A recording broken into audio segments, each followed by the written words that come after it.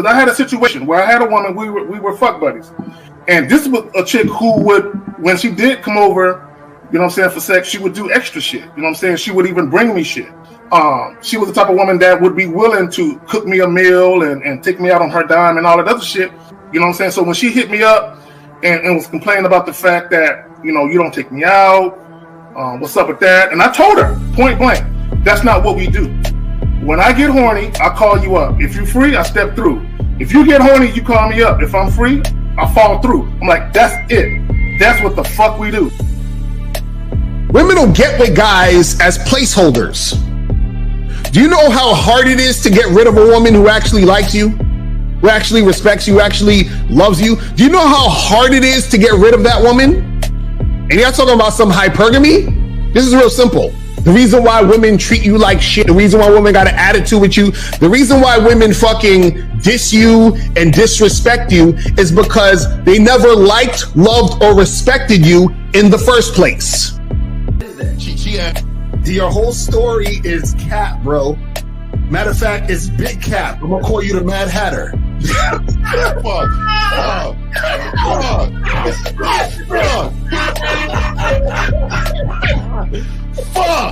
I don't know why it would happen to me to lie. You guys didn't even know me.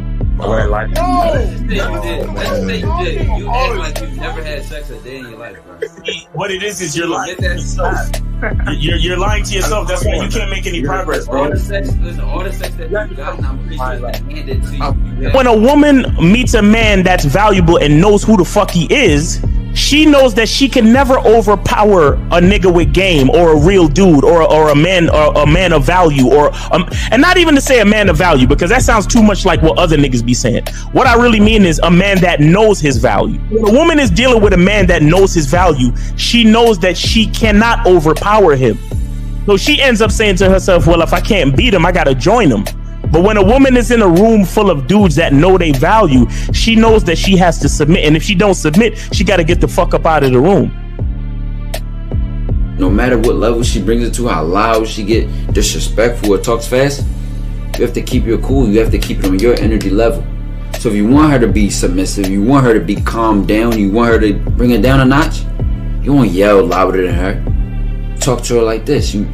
Yo, I don't do that. I don't know if you talk to people like that, but that's not how you're gonna talk to me. That's not what I do. Now, if you want to continue to do that, I will show you exactly where the door is. I will escort you out, tell you have a nice trip, and send your ass right to the gulag. You'll be gone. I don't tolerate that from people in my life. For all you surface dwellers out there and shit, how does it feel following all these motherfuckers on the other side of the streets talking about don't do shit? Well, if you ain't gonna do shit, then why don't you do man shit? Don't run away from fear. Don't dwell in the past. Don't give away your power. Don't feel sorry for yourselves. Don't make the same mistakes over and over again. Don't worry about what people think about you. Why don't you do some man don'ts if you're gonna do a don't anyway? Grass eating lion.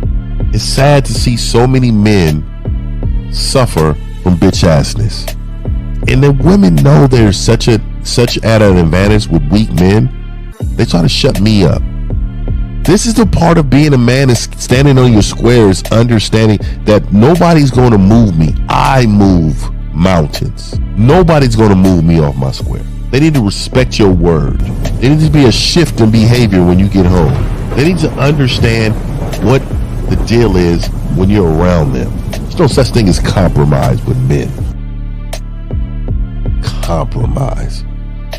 You should be fucking at the all day. All day. These conversations are obviously too in depth. They're too in depth with these bitches, man. What are we talking about? You're a truck driver, bitch. I come in every state and I fuck hoes. That's what I do. And you gonna be one of them, or I'm gonna find one that will. And the thing is, if she got an issue with you not having a place to stay, that means she ain't really feeling you. Respect to Scary Perry for the $5 super chat. He says, "Salute to the Real Game No Theory panel, best show on Sunday."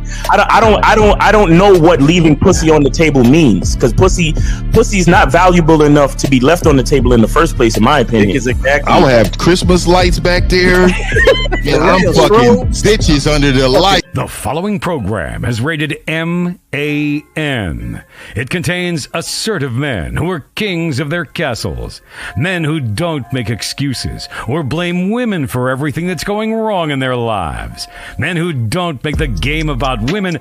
Instead, they make the game about the man. So, if you're into theory or use soft, weak-ass words like hypergamy, red pill, no fap, be on your purpose, high value man, or money, clothes, and status, buddy, you're in the wrong place, and you need to go 2 doors down where the male cuddle parties and circle jerks are going on. This is a man's space. Since the fall of the PUA community back in 2007, most PUAs ran underground because they had nothing to offer.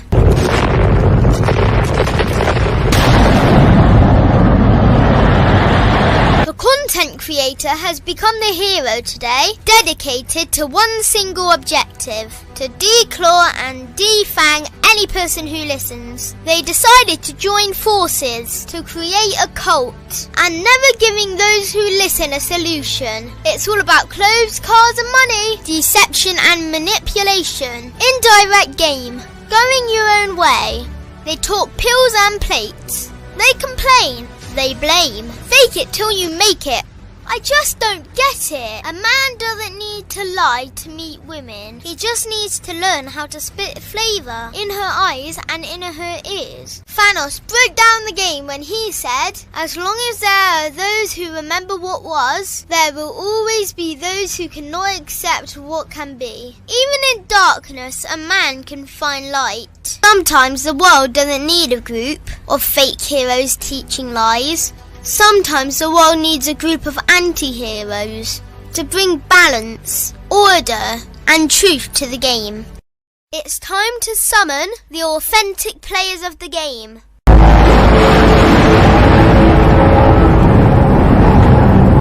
It's time to summon the authentic players of the game.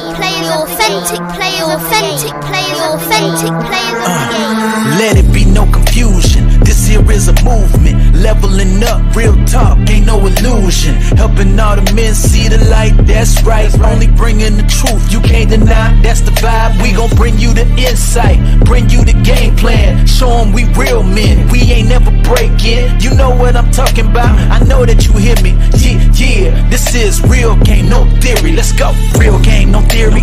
Here to make it happen, teach men how to be men. Now it's time to put in action. Taekwondo and K-Zagging, we got Miles in the building. Mr. 1950 and Steve the Dean Williams, Mr. Lucario and the anti-villains. We gotta keep it real, this ain't about hurt feelings. Speak the truth, gotta say it loud so you hear me. Real game, no theory. They don't want you to be who you destined to be. Real men are necessary, not accepting defeat. Talking the man mindset, and this is the time now. We will never fold, never fall off or bow down. Time to make it happen. We ain't even stressing. So many don't take accountability for their actions. I gotta say it louder if you don't really hear me. Speaking the truth, this is real game, no theory.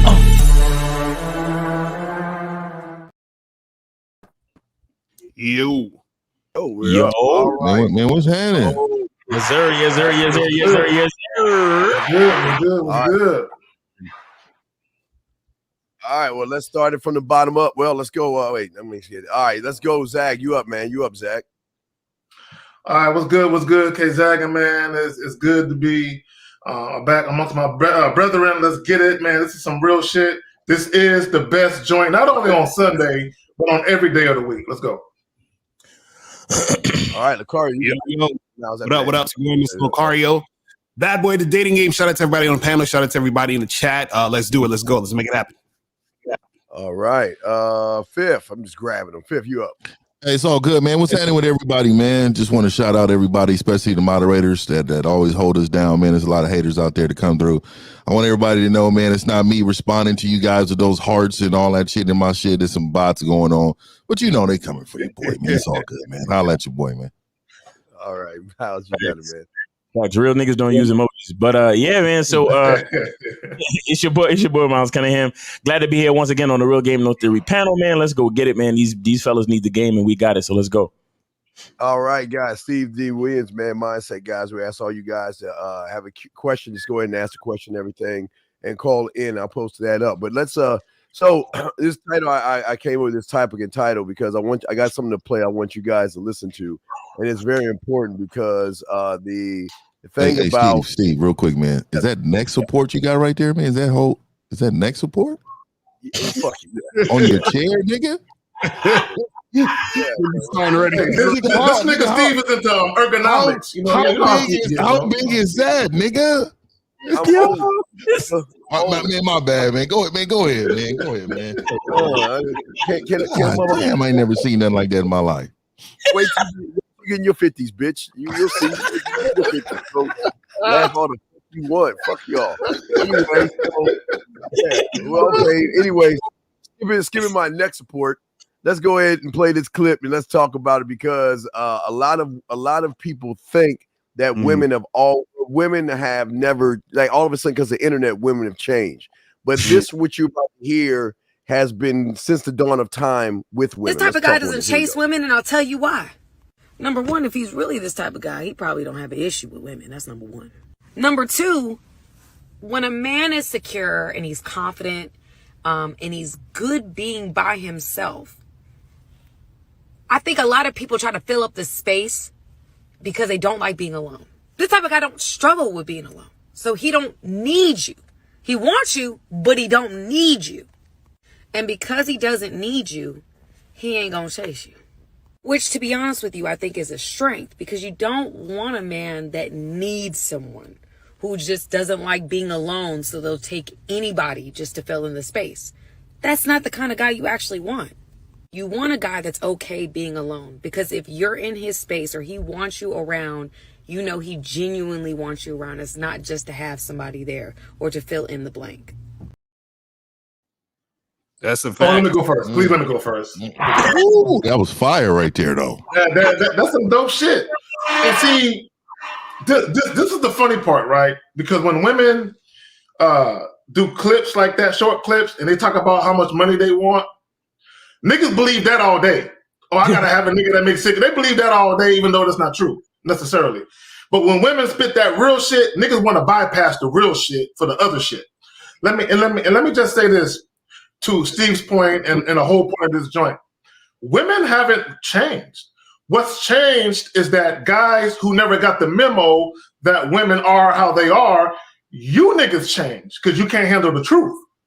Okay, this is why that whole red pill shit and all that bullshit is going on, because you got the memo. Like, you niggas is late. You niggas is late bloomers. You know what I'm saying? So we been knew what the deal was with chicks, but you got dudes in their 30s and 40s and beyond that are just now figuring it out. And what it is, you was sleepwalking the whole time when it comes to dealing with bitches. All you hopeless romantic, soul tie, soulmate niggas, twin flame niggas. And what happened was, something happened and you got woken up to the reality not only of life and how people move, but how women really move. And now you niggas is mad. So you changed. You was the sucker for love, tender dick nigga, and now you just the angry complaining ass nigga. Y'all got it. Nah, that's some real shit. The thing is, I like what she said, that the guy don't really need you, right? He wants you because he don't need you. And a lot of these guys, the way that they act like they need women, which comes off as desperation, which is why they have women that aren't attracted to them in the first place. Because when a woman sees that you're dealing with her because you need her, or you're going out of your way for her, she's looking at you like, what's wrong with this dude? Like, there got to be something wrong with this dude to a certain extent for him to go through all of this to make some shit happen. Like, for example, if you need to get on a plane to go get a bitch, there got to be something wrong with you. You understand what I'm saying? She's like, damn, this guy came all the way to my country that ain't got shit going on to come here for me. Okay, well, listen, man, I'm gonna sell you the dream, but I'm still giving you the side eye because there got to be something going on with you to feel like you need to do this. You see what I'm saying? So guys got to understand that women aren't stupid. They can tell when you're with them because you feel you need them versus they can tell when you're actually with them because you're just bringing them along for your ride and for what you're trying to do. You see what I'm saying? Oh, that's why when you ask women what they bring to the table, they know you need them. Exactly. Right. Thanks. Yeah, I always thought that question was vaginal. Shout out to Mr. 1950. That was always a vaginal question to me, asking women what they bring to the table. I mean, first of all, I don't believe in asking women too many questions. I believe in giving them instruction. And I think that's where we fell off as men. I think that's where, like, look, women are cool and I have no problem with women, but women are only valuable to society as a whole in general. Like, yeah, a woman could get her degrees. A woman could become a boss. She could get her 6 figures, whatever. She could run the company, right? But whenever I step into the room, I don't even give a fuck if I'm in her company that she owns and she's the CEO. When I step into the room, the only boss that's there is me. Right. You understand? You better tell your employees to leave if you don't want to look a certain way, because when I step into the room, like, you are only there to take instruction from me. Like, I always look at it like this. I love a woman who knows that she's the baddest motherfucker on the planet. Only next to me. You understand? Like she could have all this boss energy and all this confidence for everybody else on the planet, but when she sees me, it's like, yes, my king. You understand? Like she's literally my fucking, she's my baddest henchman. You understand? Like, she's my top fucking soldier, and she takes pride in that. She takes pride in the fact that she'll fuck everybody else up on this planet for me. You get what I'm saying?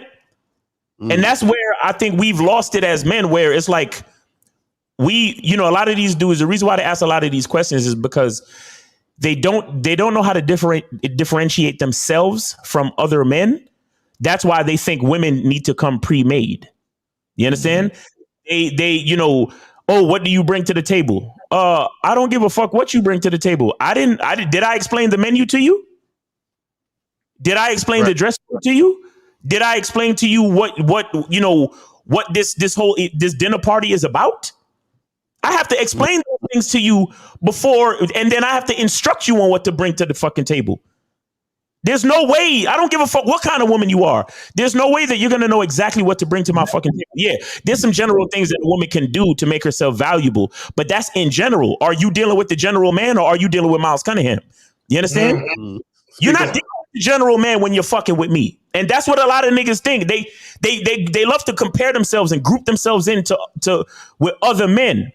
And it's like, bro, if you grouping yourself in with other men and there's a few bitch ass niggas in the crowd, I don't know if you a bitch ass nigga. Right.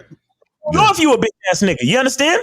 So again, that's why I get into masculine identity, because all of us are men. All of us are, males, but only some of us have a fucking identity. You understand? Only some of us know who we are. And it's only until you know who you are can a woman know who she is. You see what I'm saying? A woman can know what she means to society, but until a woman knows what she means to a man, none of it really fucking matters. Right. Yeah, well, I'm going to say this too. I think when they use that word, modern women, I think it's still another word they use for the excuse about themselves. So what happens is that they still try to put it on the woman as if the woman has changed, but men haven't, right? Like, so the thing is that there's always been weak men, there's always been weak women, right? But the problem is the majority of men are weak now. And see, if you look at the overall, well, I don't even know the majority. I think the majority of men has probably always been weak. It's just that now social media is pointing out more weak men. You know what I mean? So that way, you know what I mean? And I'm going to keep it real. I remember when I was younger, I never forget my dad saying, he said it's only like 10% of us that's walking, and then the rest of us are living through others. You know what I mean? So we are the ones that's walking. That means we're moving it forward. Everybody else is trying to live through us to be that person. So we just got to know, man. I'm gonna tell you, I see a lot of men that say, you don't know, OG, like that. Like, I don't remember ever telling none of my OGs you don't know. You know what I mean? Like motherfucker, these dudes always have known. Nothing has changed. And the thing is that we have to understand that the only change that needs to happen is the strength of the man in order for change to happen. Mm-hmm. Mm-hmm. Go ahead. Yeah. Oh, go ahead, Mouse. I got you. No, go ahead, I just Mouse. Go ahead. Yeah, I'll just say real quick that a lot of the things that a lot of the advances that men have made and put in place have made it easy for us. And what a lot of us don't understand is that whenever life becomes more convenient, we give up a lot of strength. You understand? When life becomes more convenient, we give up strength.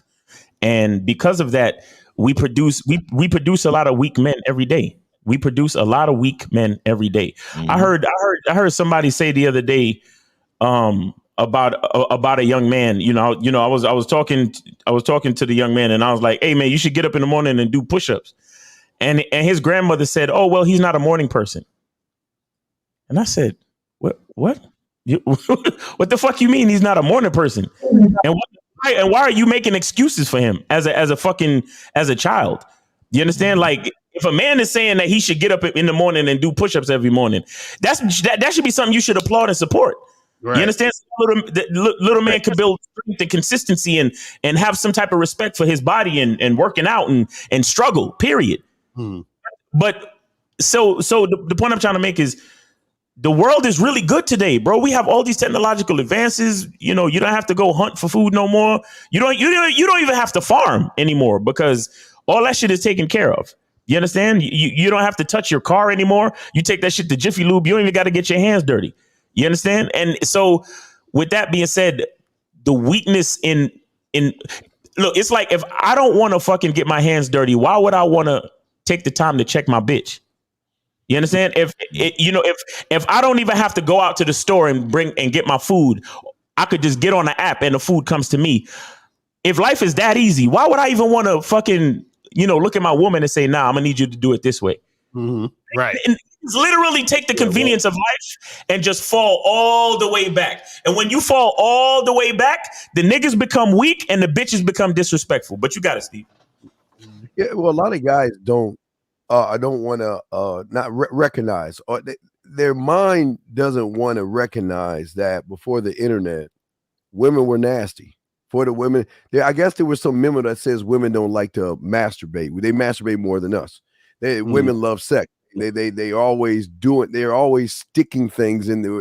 I won't say, I won't talk about them young, but what I'm saying is they would always stick things in their hole, like brush handles. Some would sit on, back in the day we had stick shifts. Some would ride the stick shift, and they would beer bottles.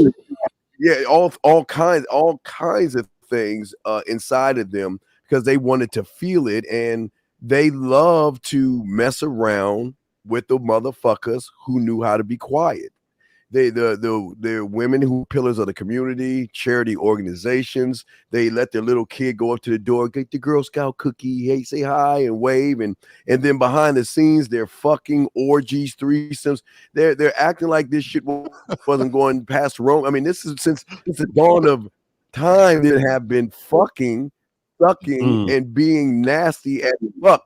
It's just that today it's just a microscope now. It's what has been secret has been unleashed. But why can a woman be on Fans Only or OnlyFans, whatever the fuck, or Backpage it used to be? Why can't a woman, if there are dumbasses out there that are willing to buy her just to look by herself, does that make her a bad person? No, that makes her a fucking marketing genius because she doesn't have to even fuck those guys to make money off of those guys. But as I've always said, she's giving it to somebody for free. She's fucking someone for free. But the guys that can't accept it, the mind has to say, well, I'm not fucking. I mean, she's fucking all these guys. She's fucking the Lucarios, the 50s, the Zags, the Miles, the Taekwondos and all that. She's fucking everybody, but she's not fucking me. So why isn't she fucking me? So I've got to come up with a solution in my head to say, okay, you know what? She's a modern woman. They've always changed. They're different. They've never changed. These guys never had pussy. How can a woman change when you never even had a woman? You never even fucked a woman. You were never with a woman. So how can you even call them that? That's a good point. That's that. Let me say this real quick. Women are capitalists. That's what they are. Sex is always sold, and women understand. There's a saying: "Use what you got to get what you want." And women been doing that for thousands of years. It ain't changed. Y'all got it. And they're good at it. That's a good point, Steve, because it's like, how do these dudes know they change if they're not even in the situation to recognize change? They've never been with a woman like that. They've never been in these situations where women are really fucking around and doing what they're doing. So how do you know? You understand? It's like these guys, what they do is that, see, you got to understand, man, a lot of these dudes, unfortunately, a lot of these dudes are talking from a standpoint, right, of being a loser. Like they come from a perspective of loser shit. So if you're a loser, right, all you can talk about is a loser's experience. And then what you're doing is that you're trying to rationalize your loser experience to make yourself feel better about being a loser. So it's not, you know, they want to say, well, it's not my fault for being a loser. It's these chicks out here, they're being hoes, and they used to not be hoes. Because of modern whatever, they've turned into hoes. And because they've turned into hoes, right, I can't find a good woman to marry. Or I can't find, you understand what I'm saying? And they only want to fuck with these guys because they're stupid. And they only want to fuck with the bad boys. Because if they were smart, they would fuck with a guy like me. That's what they're thinking. But the problem is that they don't want to look at themselves and say, well, wait a second. Like Steve was saying, if they're giving out all this pussy, how come I'm not getting any? Right? They don't want to ever look at that shit. They don't want to ever understand that. Just like K Zagan said the other day when I was talking about the passport bros, he was like, well, if these chicks overseas are so awesome, how come the niggas in their country didn't wife them up? Right? Exactly. So it's like they never want to look at the other side of the shit and realize what's actually going on. Terrible. Crazy, man. That is two great points right there, dog, from them not being experienced. That's what I'm saying. Like, how do you gonna tell an OG that these women unchanged? Like, and you have not experienced anything. And then what Lucario was saying is, you know, you're talking from your loser experience, dog. That is profound. These motherfuckers, that's how they live their life, like every day. Well, and to further my point about these chicks in these foreign countries, these niggas is fucking with throwaways. You know what I'm saying? They fucking with throwaways. And my thing is, it's not to say that a throwaway can't benefit you. I mean, but my point is, because it's like this. If dudes came to our country, right? Like for instance, right? We all know that there's a lot of black dudes that complain about black women, right? Right. So if dudes who aren't black came to our country, or dudes who are black, for instance, maybe Africans or Jamaicans or, you know, dudes from the Caribbean, and they're looking at the women, they might say the same thing. If she's so great, you know, why ain't the niggas from her own country wifing her up or fucking with her? You know what I'm saying? And I want to point that out because it's very important, because dudes still say, oh, I'm going to go to this foreign country where the bitches are badder. They're all in shape. They cook and clean. They are traditional. Well, I would think every continent you go to, all niggas want a chick who's in shape, that can cook and clean, she's domesticated, and she has the right mindset to be taught some shit and to be submissive. So if you got to go over there to get that chick, then where the niggas going that already live over there to get their chicks? You know what I'm saying? I want to ask. Inquiring minds want to know. I want to know. Yeah, well, I want to say. I'm gonna say also, men need to stop saying in shape to your shape, because I continue to say it is what you want her to look like. You know what I mean? Like, what you like. These motherfuckers are quick to try to make a woman validate you as a man. What type of woman is you have? Let me see her. Let me. Let's. You know, like, so what you're saying is that you're trying to say my value is based on who the fuck is around me, that I've chosen who's are fucking around me. This is how you know that these motherfuckers are out here weak and they reach. You know what I mean? It's crazy. Can I ask something? For all you bitch ass niggas in the comment section talking about why we hating on passport bros, let me tell you, short bus, dunce cap wearing nigga, something. There is a difference between providing constructive criticism and actually hating. This is the problem with you bitch ass niggas. If you're gonna come to YouTube, which is a public platform, and you gonna speak on shit, okay, you are fair game to be criticized for your viewpoint. Exactly. Bitch ass niggas.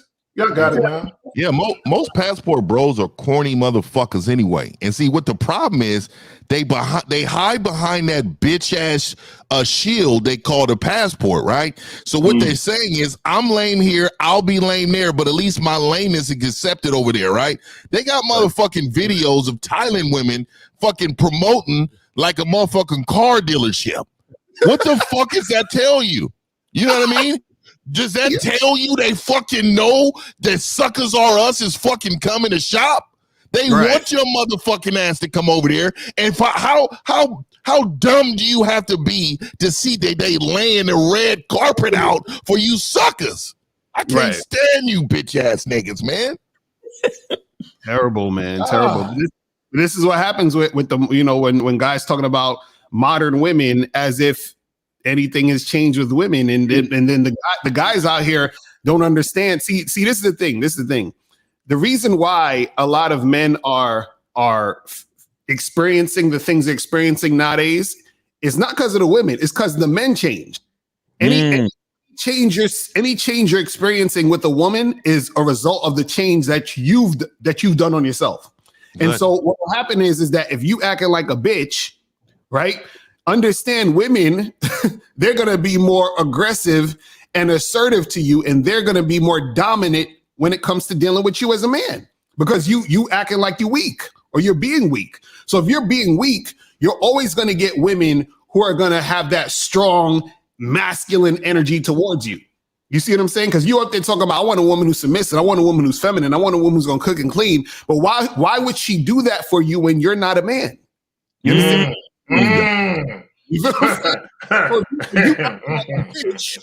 If you acting like a bitch, she's not gonna do that for you. So the thing is, understand that the woman is not changing, right? You change, and that's why you're experiencing that energy from her. But we can go to the calls. Exactly, because women follow lead. That's what they do. All right, so we got 719. You're on live with the Rookie No 3 panel. Name, age, city. How can we help you? 719. My name's Raiden. 15 Enid City. All right, what's up with you, bro? So, yeah, I've been watching our show for about a month now, and everything connects. First of all, I'm wondering, I'm trying to find a role model in my life, someone I could look towards. Just, I don't know where to start, I guess. Where's your father? Okay, and I'm not asking that to be funny. Where's your daddy? Who's my dad? No, I said, I said, where's your father, bro? Is your father in your life? Oh, yeah, he's in my life. Damn. So your father should be the first man you look to. So if you're not looking to your father, he got a passport, bro. He got a passport, bro. You must not have a lot of respect for your father. You know what I'm saying? You must not admire him if you don't look to him for that. But go ahead, Colin. Yeah, after watching your guys' show, I picked up on like I see my mom's and my dad's relationship different, right? And I don't know. Mm-hmm. Wait, how old are you? Someone else. Wait, caller. How old are you? I'm 15. Oh, 15. You got call back in a few 3 years, nigga. 3 years. We'll talk in a few years, bro. Appreciate you. All right. Keep listening to the show, but call back when you're 18. And I want to say this too. See, my bad. At a 15-year-old, this is what I'm saying. Like that was a motherfucking 15-year-old, man. These motherfuckers out here need help. Mm-hmm. And this is why I'm trying to say this young man, if he doesn't get help, he's going to be the one indoctrinated by this red pill, no fat, all this old shit. Right. Because they're going to get to him and make him believe it's the woman's fault instead of understanding of his own power to change what the fuck is going on. This is why we have problems. Mm-hmm. We got 346. You are on live with the Real Game No 3 panel. Name, age, city. How can we help you? Let's get your age. Yeah, I'm 52. 52? That's what's up. What's going on? What's up, OG? How you doing, bro? Yeah. Yeah, I disagree with some of what you guys are saying. All right, well, let's get you. We got your age. Let's get your name and city, though. Oh, my name is Chuck. I'm in Houston. All right. What you saying now, Chuck? That's why you disagree, Chuck. I agree with some of you guys were saying, right? And I disagree with some of it. I I think, I think at a certain Sir, just tell us what you. Let's take one thing at a time. Just tell us the thing you disagree with, and then we'll discuss that. What is the one thing you disagree with? Well, I mean, first of all, I think that guy calling people bitch ass niggas and stuff. I think that was weird. Oh my God! Yeah. See, this That is what's up? Because hold on. Can I talk? Jesus Christ! No. Shut the fuck up. You can't talk, bitch ass nigga. Shut the fuck up. See? Now listen. You can't talk. You can't talk when you saying this stupid ass shit. We heard what you said. Can we at least say something to what you said? Wait, sir. You made a statement. Can we at least say something to your statement before you say something, sir? You just mentioned you don't like the fact that we're saying bitch ass niggas. What's the problem with that? Right. I thought that was. Okay, I'm not even going to address that. I'm not even going to address that because I'm not a bitch. What don't you like? Well, yes, you. Okay, whatever. So what don't you like then? Hold on, let me ask you a question. Hold on. Call it real quick. Hold on, call it real quick. If I started meowing, right, and someone said I'm acting like a cat, would that be accurate? Meow. I guess. I mean. Okay, so you're acting. Hold on. You're acting. I don't want to talk about. Hold on. So if you're acting like a bitch, wouldn't it be accurate to say you're acting like a bitch?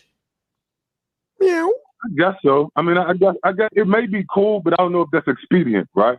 Okay, go ahead. Keep going. You know, like, I don't know if it's expedient. I guess you could do it. You know what I mean? You could drive it like you said. You could drive a car with your feet. What don't you have agreement with? We don't want to talk to you. What is it that you don't agree with, sir? Please.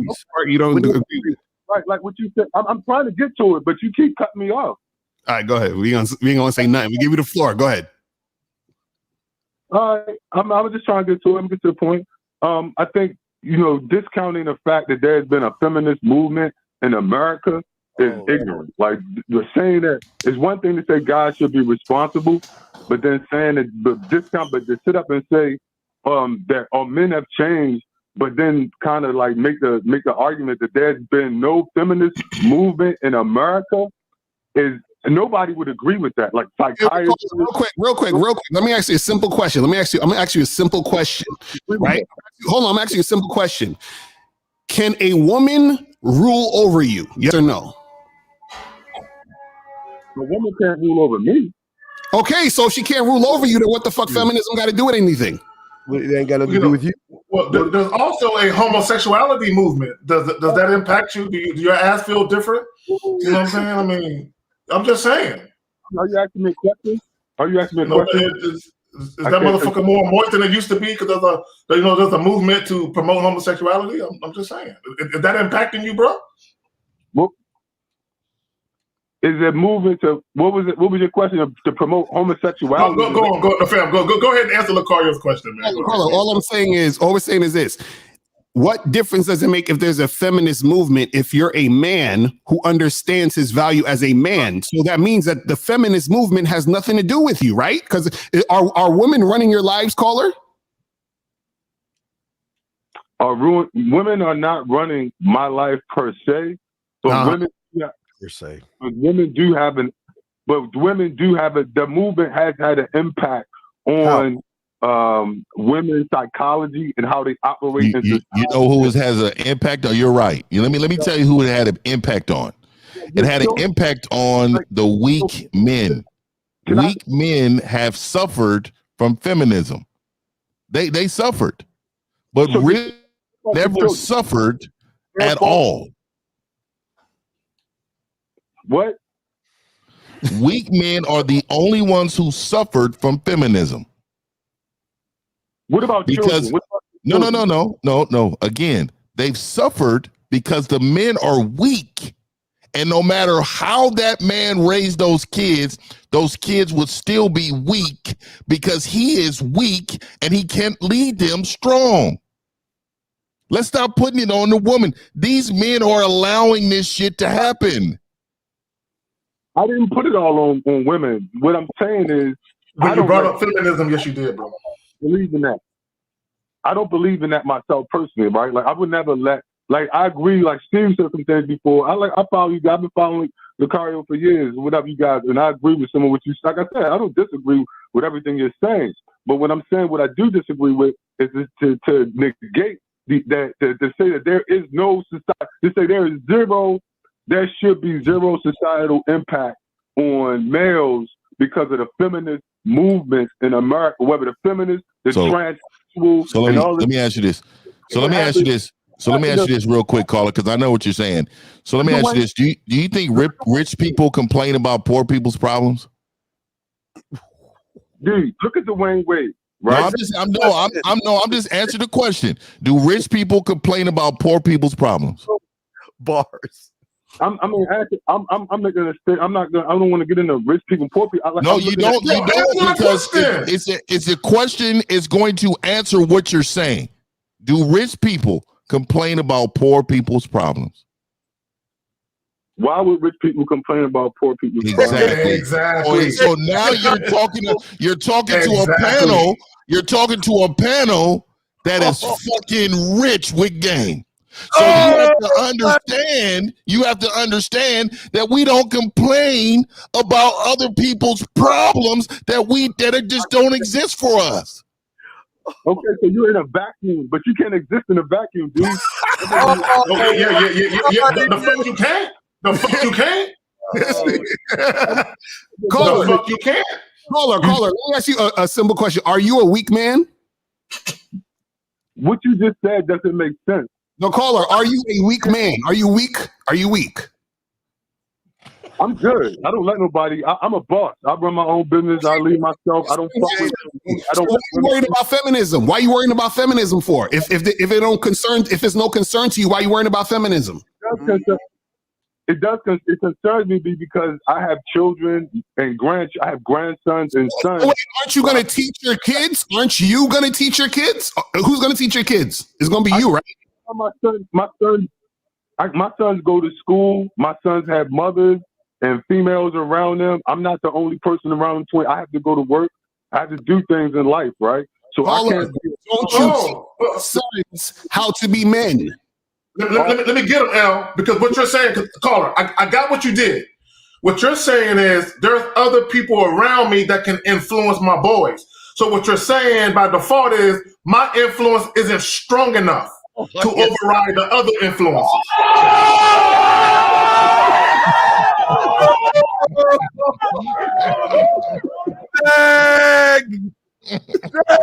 I'm just pointing out shit that I hear. I'm just look at black people in politics. I mean, you look at black people, Barack Obama or Michelle Obama. People are influenced by things outside of their family, and they misled and become misled. So that's bullshit to say that you have the ultimate influence in that society.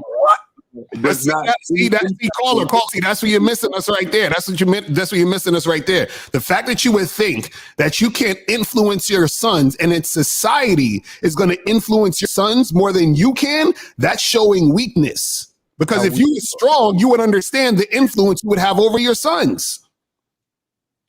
I mean, look at what happened. Look what happened to Dwayne Wade. Who cares? Are you Dwayne Wade? Dwayne Wade is always tiptoeing. Hey, like I'm gonna keep it real. Like, so the mind, like I grew up very poor, right? So I was involved in a lot of community issues and problems. Now, that did not influence me because my influence was my father. So what I'm saying to you is there was a lot of things that was going on around me that I was blinded to because I was so influenced from a man who had integrity, leadership, structure, and he was strong as fuck. Yeah. You see what I'm saying? So like, even you complain about the schools, like homeschool your kids. Like make this get in position to do things in your way to indoctrinate your kids to make stronger people. Then, right? Mm-hmm. Let's stop making it. Let's stop making excuses and embrace solutions. Right? Right. I'm solution oriented, but I had a different life. My father committed suicide when I was 12 years old. Right. So I had to figure a lot of shit out on my own. You know what I'm saying? So he had mental problems. Is that what you're saying? So he had mental problems. Yeah, he had drugs and alcohol and mental problems. You okay, see? so like and so if he has drug problems, it's not mental, right? So you got to understand though, the drug takes over the mind. So but I want to say to you, there was a time in this world that mental issues was never even recognized, right? There was like, you know what they said? Those people are losers or crazy. Mm-hmm. So what I'm trying to tell you is that we understand people have mental problems, but that's not my concern. None of my business. Like, I will never date a woman who takes fucking bipolar pills or fucking mental fucking pills. Any mental health problems she may have, I will never fuck with her. You know why? Because she can't control what she's supposed to be doing in times I need her to do it. Facts. That makes sense to you? So when people talk about mental health and people need to heal, I will never be with a bitch that need to fucking heal. Facts. And real quick, shout out to David B with the $100 super chat. He says, salute fellas, just wanted to show appreciation for the game y'all be giving. Shout out to you. $100 super chat. We appreciate it. $100. That's what I'm talking about. That needs to be the bar right there. Everybody got to get that. Who did send that to? I don't know. One of y'all niggas. I got super chat capabilities too, just in case y'all niggas don't know. You know what I'm saying? Let's put that out there. Oh, that was hey, that's 1950. That would be Steve. That'd be one of y'all two. Hey, that's 1950. Hey man, shout out to him, brother. That's the bar now. $100 or better. That's we taking people. Appreciate that, David. Give you a moderator. Hold on, man. You done paid. Hold on, bro. Let me add this guy. Y'all done gave $100 towards Valentine's Day. You can't wait now. What's that? What's that? Shit. Wait, caller. Are we done with the caller? Because you want to say before we go? Sure, bro. Are you done? You have anything else you want to say, brother? Well, I got something to say. Wait, you say you're self-made. Wait, you say you're self-made. Wait, sir. You said, wait, sir. You said. Wait, hold on, caller. Hold on 1 second, buddy. You said you're self-made, right? You say you're self-made, whatever the fuck you're saying. Yeah. No self-made man talks that fucking weak. No self-made man worries about everybody else and makes excuses for everybody else. So you're full of shit when you talk about all this. You might be self-made, but you are not a man. You know, men don't talk this way. I'm just saying, sir, men don't talk this way. Men don't cry like that. They don't. Crying about what? Nobody, you trying to. You're crying about, okay, if you want to cry about feeling that way, you know, it's as mythical as a dragon. You might as well talk about dragons, zombies, and unicorns. Because we don't understand that shit. Because we don't give a fuck. So wait, what, you want to talk about the feminism in a squirrel? The feminism in a bird? I mean, what do you want to, you use this word. What does that shit got to do with us? We're trying to tell you, when you're a MAN, there is no such thing as feminism, because a WMEN will follow our lead. What are you talking about? Doesn't matter what, she could be feminism to, she could be a feminist to 99 men, but she ain't gonna be a feminist to us.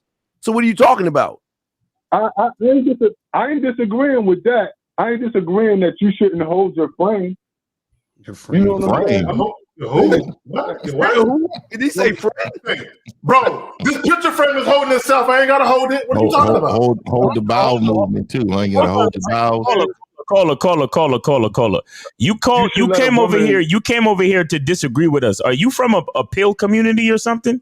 Must be. No, I don't fuck with none of that. So where did you get the term frame from? Where'd you get the term frame from? Where did you get the term frame from? I mean, I'm just using. I mean, people throw words. When I'm saying, hold on. You see that's no, brother. Stop right there. You see that type of shit? You see people just throw around words, and you're not. Just like we said earlier, your leadership and your influence is weak because you just taking words that other motherfuckers throw around. And to express yourself. No, sir. Stop. I don't let shit slide, bro. If you a fucking man, then you a man.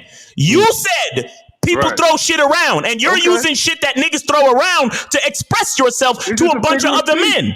No, it's not a figure of speech. No, it's not a figure of speech. Calm down. It's just a figure of speech. All right, fine. Let's go with that logic. Let's just say it's a figure of speech. Bottom line is, it's not yours. So why are you using it? Yeah, it's mine. You know what it is? You know what's fucked up about this whole conversation? You the bitch ass nigga that we've been talking about. That's the fuck. Yeah.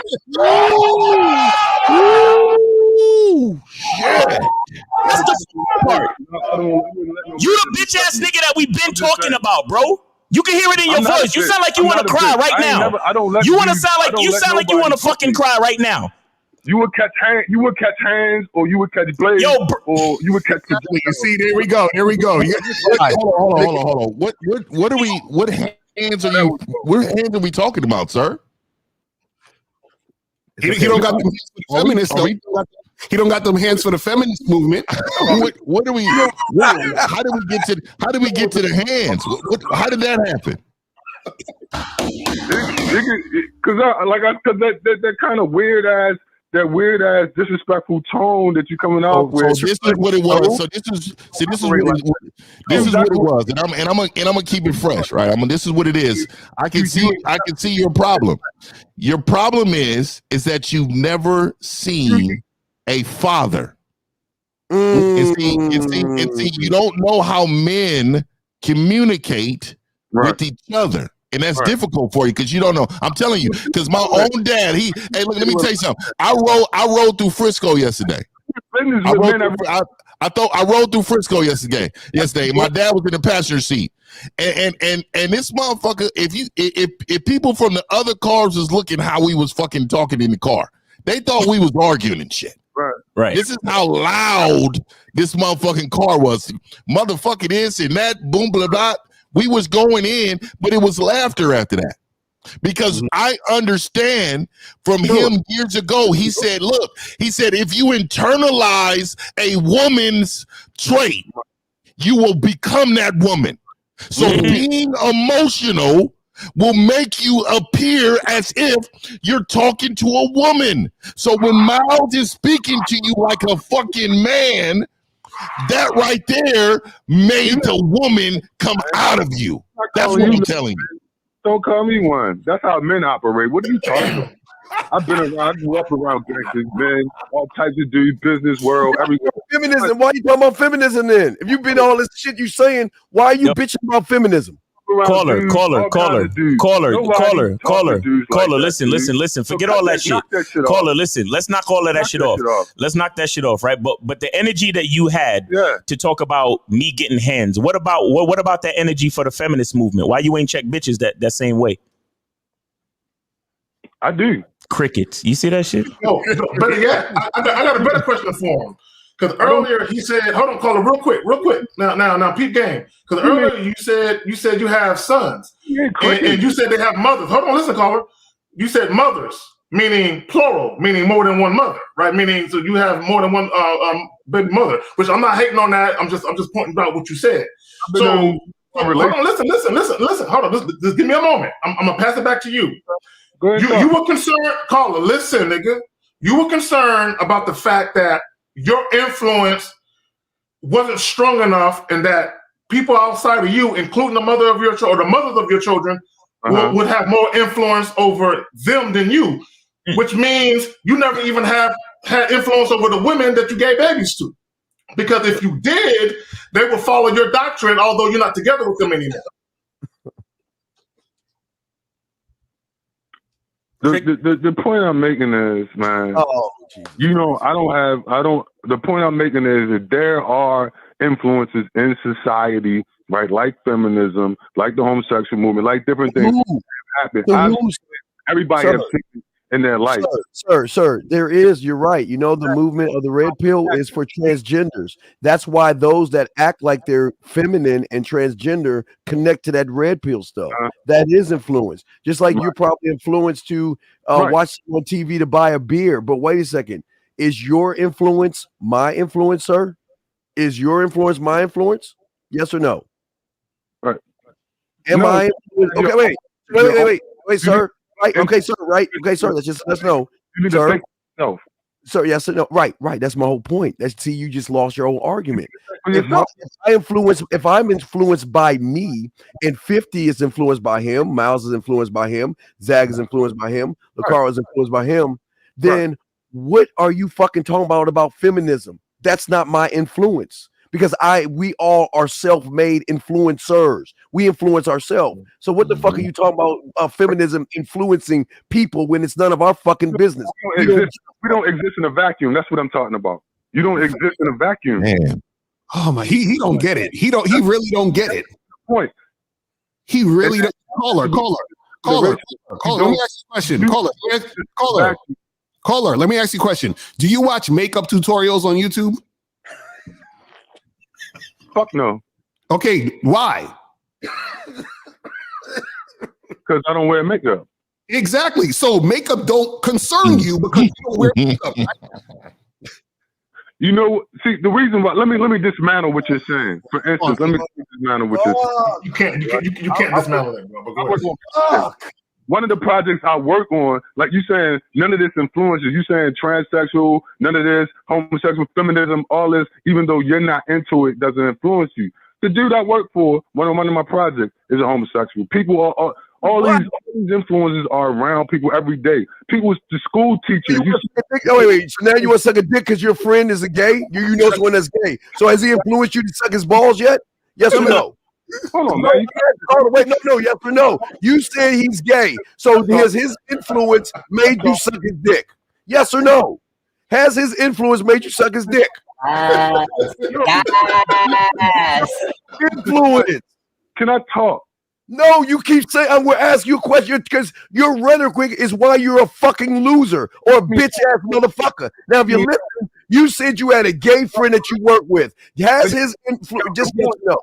You're being insulting because has his influence made you want to touch him in an inappropriate way? Yes or no? Yes or no? Do you want to touch no spot? Because I have a legitimate point. Or no? Yes or no? Have you wanted to touch your gay friend? To gaslight and make sure. Wait, hold on. So, caller, what does the guy being gay have to do with you? How does that influence you? I didn't even finish my thought. It was more to it.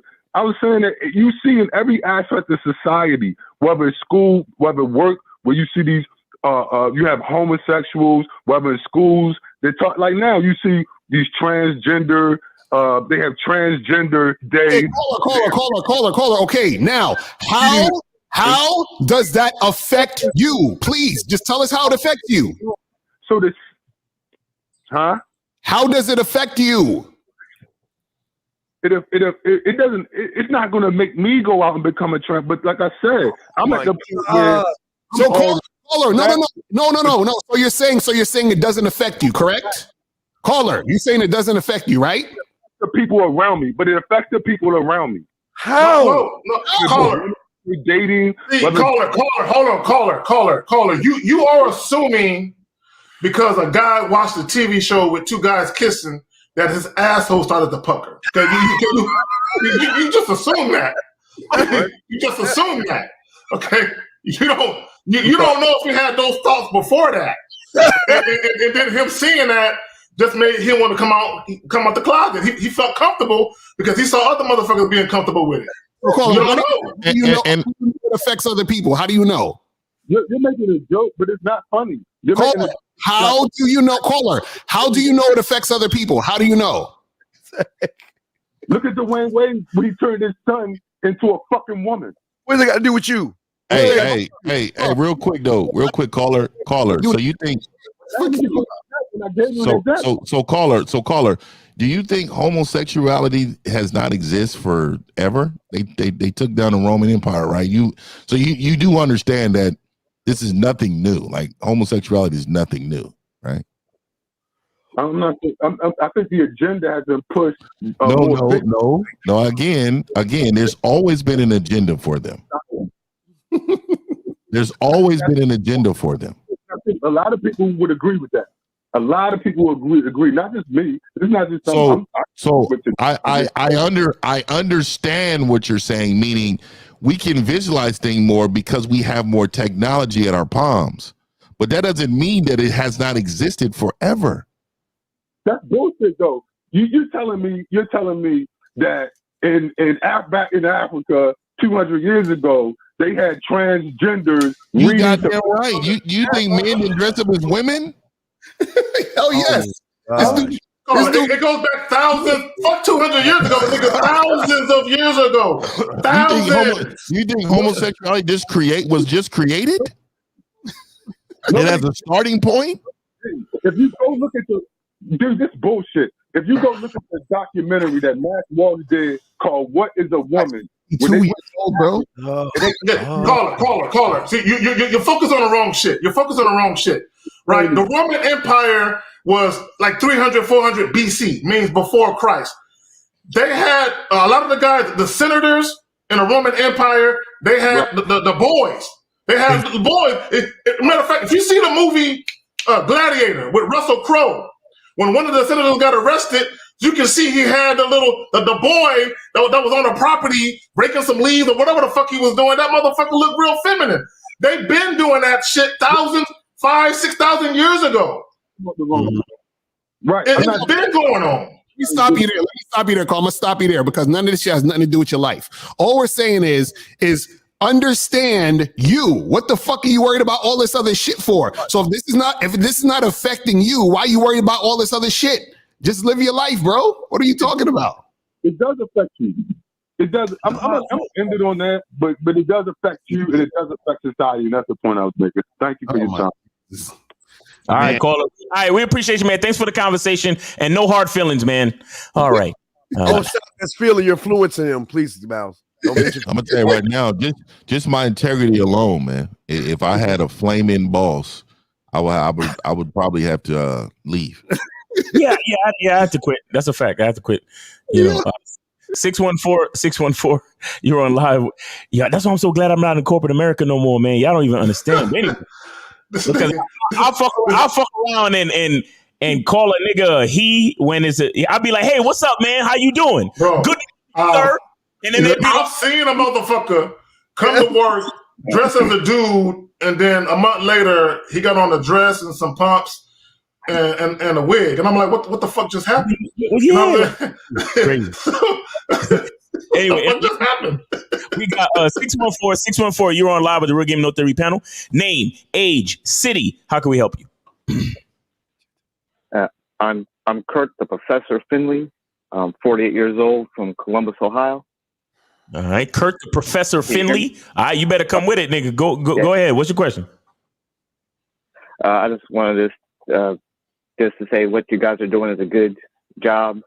I grew up in a very strong household. My father ran my household. Mm-hmm. And even though my dad worked 2 jobs and was never really around, the magic words that my mom always used, wait till your dad gets home.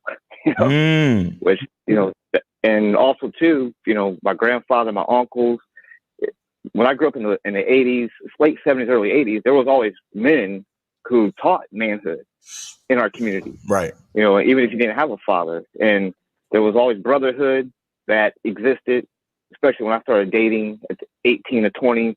My friends and my cousins, we always go out and kick it and, spit game and get women. And you don't see that no more. Men are afraid to hang out and bond together and go out and do things together. And what you guys are doing with the video chats and everything is good. I got a 12-year-old son who I'm starting to teach manhood now. And I got my nephew who's 21. And I refer to you guys' videos sometimes to my nephew because I'm not really around him that much, but we need that in our society more than ever, and I just wanted to say that, and if you use the word bitch ass and people get offended, then they're a bitch ass. I love that. Let me just say this though, real quick, and because it's something that you said, and I don't know how accurate it is as far as what really happened. Because you mentioned your son is 12, and you teach him about manhood. Don't wait until he's 12 to do that, right? One of the things that I was doing with my youngest son. He's 9 now, but when he's about 5 or 6, once a year, me and a couple of my buddies, we would get together and take a fishing trip. We would leave the city of San Antonio and take a fishing trip. It'd be just the guys and all their sons, right? So it'd be just dudes. And so it's never too early to teach your child about manhood. Start early, right? Don't allow that much time to go by, because if you allow him to get 9, 10, or 11 before you get a hold of him and teach him, then a lot of times those young boys, they're around their mothers a lot. So you have a lot of work to do to reverse some of that shit. Now, and again, and Elle says it all the time, and it's true, there's feminine and masculine energy in us. But if you allow your son to be around women too much, he's gonna absorb too much of that feminine energy, because he's lacking the masculine energy. He's lacking the balance. Give him that balance when he's younger. Don't wait until he's 9, 10, 11, 12 to do it. That's all I got to say about that. Most definitely. Right. Well, when I say man, I meant teaching about, the birds and the bees, basically. Right. That's what I meant to say. But sex has nothing to do with manhood, but you should be a man before you fuck, but it has nothing to do with manhood. But you got it. Yeah. So, but I just want to just give my props. I'm in your chat rooms a lot, and I do talk a lot of stuff. But I just want to just call and just represent and appreciate what you guys are doing. And we need more of this on YouTube, because there's a lot of BS on YouTube. So. Facts. All right, man. That's all I want to say, you guys. I appreciate you, man. Thanks for calling in. Sunday. Yeah, shout out to the Ohio Brotherhood and masculinity and all that cool shit, man. Make sure y'all keep that tradition going. All right, bro? Who's the dude that just called? What's his name?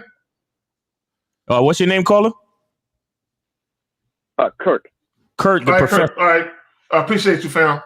All right. Thank you for the call. All right, take it easy, brother. All right, we got 346. You're on live the Real Game No Theory panel. Name, age, city. How can we help you?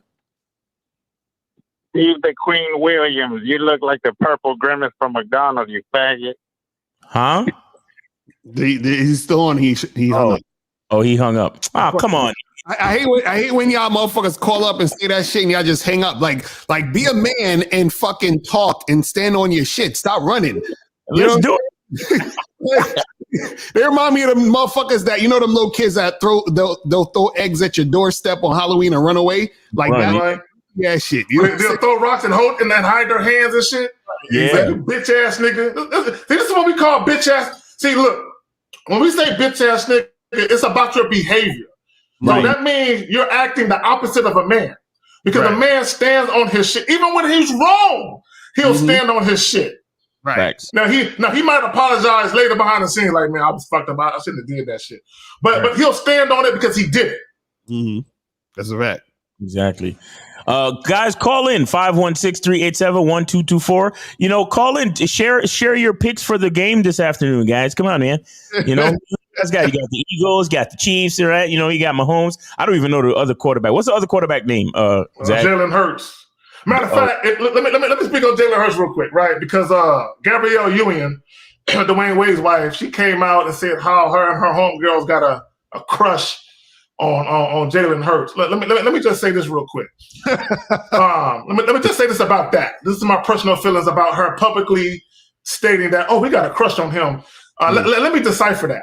Okay, her and her homegirls think he's sexually appealing. That's what they're really saying. Right. Okay, the problem with that, she's a married woman basically making a public declaration that she found another nigga sexually appealing. Now, there is nothing wrong with your woman finding other guys attractive. Right. That's going to happen. You can't get beyond that. But your woman should never come out in public and provide unsolicited information about the fact that she want to sample another nigga's penis. She should never do that publicly. That's some foul shit to me. Right. It's some foul shit. I agree, because that shit look goofy, especially because she's a celebrity, so you already know. we all know Gabrielle Union is out of fucking pocket. It's just too bad she got with a pussy like Dwayne Wade. And I don't know him personally. I just mean the way he moves is kind of pussy. But anyway. He is a pussy. I agree with that. 281. You on live with the Real Game No Theory panel. Name, age, city, and how can we help you? Y'all can hear me? Yeah, we can hear you. But can you? Are you playing the show in the background? We're gonna need you to mute that or turn it off altogether. I did. All right, cool. Appreciate you, man. Go ahead. My name's Jaden. I'm 19 from Houston. All right. And I was wondering, how do I begin to understand myself as a man? Wait, what? He said? Wait, say it. You said, how do you understand yourself as a man? How do I begin to understand who I am as a man? Okay. Can I ask him this question real quick before y'all go in? And I'm not trying to be disrespectful. I think we need to ask this question every time you guys ask shit like that. Where's your father at? Do you know him? Yes. You know your father. So did you grow up in a 2-parent household? Mm-hmm. What's your opinion of your father, fam? Great man. He's a pastor. He's a great man. All right. Cool. So your dad didn't teach you anything about manhood, masculinity, nothing? I meant more of like my relationship with myself. Your relationship Sir, how old are you? 19. All right, sir. All right, I'm gonna ask you a simple question. If you want to be a lawyer, you go to law school. If you want to be a doctor, you go to medical school. If you want to learn what you want to learn in this game, what do you think you need to do, sir? Get with one of y'all. Hey, sometimes the answer's in the question, brother. Yeah, get some coaching, bro. And you know, there's this thing, I don't know if you heard of it, it's called the Masculine Identity Membership. I think it's pretty good. So you should should definitely hit up the masculineidentitymembership.com and get up on that and get some coaching from Miles, because you know he can definitely help you with that. You know what I'm saying? Let me ask, caller, where are you from again? Houston. Oh shit, Texas. Do you have a job? Do I have a job? I'm in college right now. I go to school in Arkansas. Nigga, do you have a job? Do you have money? Do you have access to money? No. No. Okay. Okay. Because what I was going to suggest to you, there's this real dope joint going on April 2nd in New York City. You really should be in attendance. You know what I'm saying? I was gonna say that, but apparently you don't got access to dough. So Wait a second. Wait, we got bigger issues. Wait, caller. Are you 9 years old or 19? What did you say? You were 19? 19. 1-9. Are you not working? Why are you not working? I'm an athlete. I'm a college athlete. I can't work. Man. He said he can't work because he's a college athlete. Oh, I'm done. What? Wait, caller. Well, I mean, he does have a valid. When you're an athlete in college, the hours are fucked up. It's hard for you to get a job. But you can't get a job during the summertime when you're not, performing and all that other shit.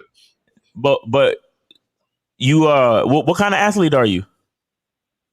I'm a track athlete. I do high jump, long jump. High jump, long jump. So how long are your training sessions? Lifting is probably an hour, and then lift 3 times a week. Hold on, Zach. Let's get it. Hold on. Let's get the information. So you say you do an hour of lifting. What else? And then practices are typically 2 hours. Practices 2 hours a week. Okay, and then you have class, right? You got a full class schedule. Yeah, I'm taking 17 hours. You're taking 17 hours. So you're taking 17 hours a week. Plus, how many days a week how many days a week you do training? 5 days a week. And 5 days a week. Get the weekends off. And you get the weekends off. So maybe you could work on the weekends then. Or do a remote job, or do Uber, or do some type of shit where you could get on Fiverr and get paid to do some shit on the internet. Let me ask the caller this, and caller, because I never did sports in college and shit, but so I'm not gonna pretend like I know. So when does track season? I know in high school track season normally begins around January, February, right, and it lasts until literally when school is over in June or May, whatever it is. When does track season begin and end in college, or at least the college you go to? We have an indoor season, and then we have an outdoor season. Indoor season starts, I think, it started mid-November, then it ends end of February, and then the outdoor season begins beginning of March, and then to the end of the school year in May. So you have until June to October to work full time then. Mm-hmm. That's at least 4 months. When I go back home, I do work. Okay, all right, cool. All right. So yes, you got access to some. But listen, caller, the first place you need to start, though, I'll tell you, is to how grateful are you for your life right now as it is? eternally. Eternally. So tell me a couple of things that you're eternally grateful for about your life as it is right now. Just waking up, being able to live how I live, because I know other people don't have access to things that or aren't as fortunate as I am. Mm-hmm. And I'm grateful for my parents and how they sacrificed for me to have what I have. Okay, so basically you have some good things going for you, right? Mm-hmm. Okay, well, that's where you start. That's exactly where you start as far as understanding who you are as a man. Understand the things that are important to you and understand the things that you're grateful for. So you got your parents, you have your lifestyle, and you're healthy enough to even be a fucking track athlete in school. Do you understand? And a lot of you, so in all three of those situations, you realize how privileged and how blessed you are, right? Yes. Okay, so that's where you start. Okay. See, a lot of people, the reason why a lot of people don't know how to become a man or how to get to the next level in understanding is because they don't take the time to fully understand and appreciate where they are at the moment. You understand? Right. So when you can do that and fully embrace it, that's when you can have a baseline. That's when you can have a foundation and then build on that. OK, so now because you understand you got parents that love you, you're an athlete and you know, you're healthy, you wake up every day. OK, here's what you do. You invest into that consistency and then build on top of that consistency. You understand what I'm saying? So all the things that you want to add to your life, you have to be grateful for the things that you have now, so you can build on to those things that you have going on now to add all the other details that you want to your life. You get what I'm saying? Yeah. Okay, cool. And also, let me ask. Go ahead, Case. I'm gonna go after you. Oh, no, real quick. I'm gonna be real brief. Let me ask you a specified question, right? Because you call up, you said your father's a great man. You obviously respect him, at least based on what you're saying. Where do you feel like he failed you where you need to seek it elsewhere?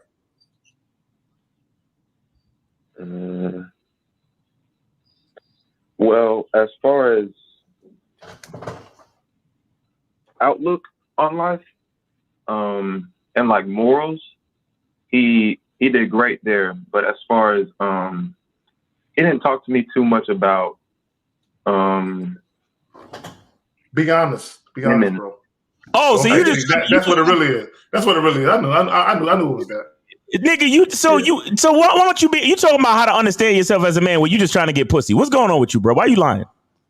No, I'm not worried about it. I'm just, because I know game is your relationship with yourself, right? So a game is who you are, and I've learned through my experiences that people will say they're like applying pressure, but it's just who you are and how you position. But what does this have to do with women, though? That's what I'm trying to get to, brother. Let's make the connection. Be honest, bro. Stop. Look, if there's any place in the world and time where you can be the fuck honest, it is right now. OK, stop fucking around. What does any of this you're asking us about have to do with women, bro? Nothing. So why did you answer the way you answered just now with K Zaggin, his question? Why are you trying to worry? Why are you worried about women then? Or why are you worried about your relation to women?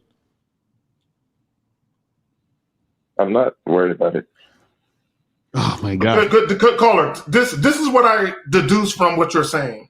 You're saying all the other important things that I think I need to know as a young man, you know, becoming a better man, my father didn't taught me. But when it comes to dealing with women and how to be successful or how to have favorable outcomes, I'm missing that aspect of it because my father doesn't talk to me about that type of shit. That's what I'm getting from what you're saying. Is that what you're saying, caller? Okay, yeah. Okay, so why don't you say that in the first place? I didn't. I don't know. I didn't think about it. Oh my God. I apologize. Oh my Jesus Christ. You see, this is your first lesson in being a man is fucking be honest with yourself, bro. Because look how much time you wasted. And then if we would have cut the call off earlier, you would have never got the information you needed. You see what I'm saying? So because you're not being real with yourself. You see what I'm saying? So that's the issue, bro. So if you so your issue is that you having issues, you trying to get women? Is that's the main thing?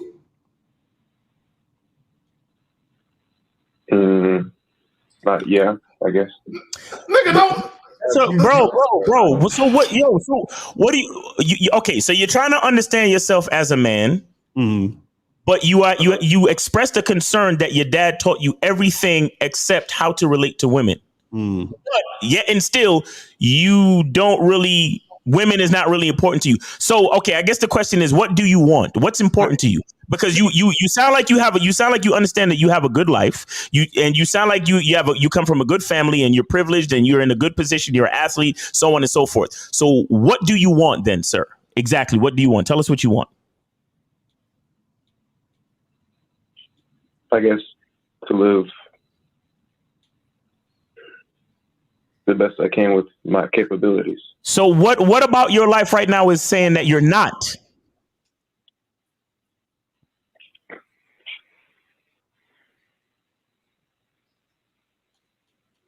I'm not really on top of, or I'm not doing the best with what I'm doing or what I have. Bro, so what's missing? Got no confidence, bro. Tell us what's missing. Tell us what's missing, bro.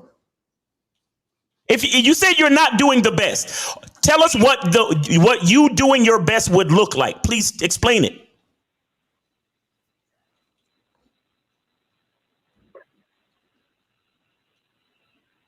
Let me think about it real quick. Bro, Caller. Here's what I'm gonna do. We have other calls. Here's what I want you to do. I'm not gonna hang up on you, bro. You can stay on the line. I am going to come back to you. So get your shit together. Find out what doing your best would look like, so you can tell us, so we can help you. You understand what I'm saying? Yeah. Okay. All right. So I'm gonna put you on hold, and then we're gonna move on. Stay right there. You can hear it. I mean, he's 19. He don't know what the fuck is going on. Nigga, at 19, I knew what the fuck was going on, nigga. When I was 19, no, let me stop. I mean, I did know, but let me stop, though. Yeah, he the passport. Fuck it. 819. You're on live with the Rig No Theory panel. Name, age, city. How can we help you? 819. Yes. Hi, my name is Dustin, and I'm calling from Canada. The kid hung up. Why did the kid hang up? All right, sorry. Dustin, you said Dustin from Canada? Yes, sir. All right, what's going on, man? How can we help you, brother? Yes. How old are you? Yeah, so I had I'm 20. 20, right? I'm 20 years old, yeah. All right, what's the question? Yeah, so I had a quick question. My question is, I happen to care too much, right? So I care about people's opinion and like basically I do care too much about people, and this you got a lot of femininity. It affects my mental. And no, you didn't. Sir. How can you fix your mental when you care about people? Yes, that's the question, because it affects me. It affects my mental. The fact that I care about people, it do affects me. Caller. You don't care about people. You don't fucking care. You don't fucking care about people. Let me say this. And a lot of you niggas is lying to yourselves. You know what I'm saying? And it's not that you care. You care what people think about you. Okay, you come across like a people pleaser. You want to be liked. You want everyone to be your friend and shit. You come across like one of them type of dudes. Yeah, caller. Why do you care about people for? Yeah, explain that. Please. I don't know. It's just that, for example, let's say if I'm about to approach anybody, you know, I get the thought that maybe people gonna judge me or they're gonna think I'm weird, something like that. No? Okay, so you have low self-esteem. I'm sorry. Yeah, that doesn't mean you care about people. That means you're insecure. I'm not really insecure. You know, it just you're not really insecure. You're just kind of insecure. No, you are insecure. That doesn't mean you care about people. It's like what K. Zagan said. You care about what people think, which means you're insecure. So how can I get rid of that? Stop giving a fuck what people think. Be free. How can I be free? Because I'm not really free. You know what I mean? All right, let me ask you a question, caller. What is your life like right now? How do you feel about your life? On a scale of 1 to 10, how do you feel about your life? I could give it a 4. A 4. Like, it ain't that perfect. A 4. Yeah. Yeah. Okay. You see that? You see that range of 6. All of that in there is why you worried about what other people think. Mm-hmm. You understand? Because you yourself think your life is a 4. So you're worried about what all the other motherfuckers think about your life because you don't think much of your life. Mm-hmm. You understand? See, reality is crazy. And this is why we talk about leadership. And this is why I say that men are the closest thing to God. Because I think my life is a 10. My life is wonderful. And the women in my life and the people in my life treat me beautifully. And I have a great time. And I love life. Mm-hmm. And because I have such a great life. Go ahead, see what you said? Because we love you. Because I have such a great life, I don't give a fuck what people think. Mm-hmm. So what I'm trying to explain to you is the importance of leadership. Because I lead my life in a type of way where I make sure my life is a 10, I could care less what other people think. The problem with you is you're not leading your life. You're letting things happen in your life, right? So therefore, because you don't have any leadership in your life and your reality, your shit can go all the way down to a 4 because you're just letting things happen to you. Do you understand that? Until you take responsibility for the quality of your own life, your life will continue to be a 4, and you're going to continue to see it that way. Do you understand? And you're going to always worry about what other people think. Do you understand that? And also, real quick, because I remember, Miles, you said this when you were saying that, it's not even necessarily about what people think. It's about what you think about yourself is the most important. So exactly. if you think yourself as a 4, the reason why you care about what other people think is because you have all that space in between 4 and 10 for other people's thoughts. Because if you thought you was a 10, there'd be to worry about what other people think about you. There's no room. That's exactly what I was trying to say. Exactly. That's some real shit. Because one of the things I always often said about guys is that your preferences are not your own. Mm-hmm. Meaning, the things that you say, oh, this is my preference or that's my preference, is based on what other people would think about your decision making. Exactly. Or your choices. Because you're too worried about, like I saw, shout out to Willie D, right? From the Ghetto Boys and shit. He got a dope channel. He said something that I emphatically disagree with. He said if he was dating a woman and if his family didn't co-sign her or approve of her, he wouldn't get in a relationship with her. And I'm like, why not? Right. What the fuck does their opinion got to do with, with your decision as far as who you get with? And that's the problem when I say your preferences are not your own because you rely on other people to think for you and to make decisions for you. And that's some weak ass shit. But that's my personal opinion. Caller, real quick. What do people think about you, caller? People, they don't really think nothing about me. Just me, the fact that thinking that maybe I need to be something, Something like what? It's not about people saying anything, I just feel like I care too much, Steve. No. Say, like, what do you care? Caller, this is what I'm saying. What I'm saying is, what do you care about? What are we saying? You're saying you care too much. What do you care about? I don't want to hurt people, their feelings and what, like they expect. Wait. So what are you doing that would hurt a person's feelings? Give us a specific thing. You're just saying stuff. Give us specifics. You said you don't want to hurt people's feelings. How do you think you hurt people's feelings? For example, my family. I know I don't like. I like to grow my hair, right? But them, they don't like that. So I grew my hair. But since I grew my hair, my relationship and their relationship ain't the same no more. Okay, so now, Cole, let me ask you a question. Do you think that there's a way that you can be where you'll never hurt anyone's feelings? I don't know. Because the answer is no. Caller, this is what I'm trying to tell you. The answer is no. No matter what you do, somebody's not gonna like it.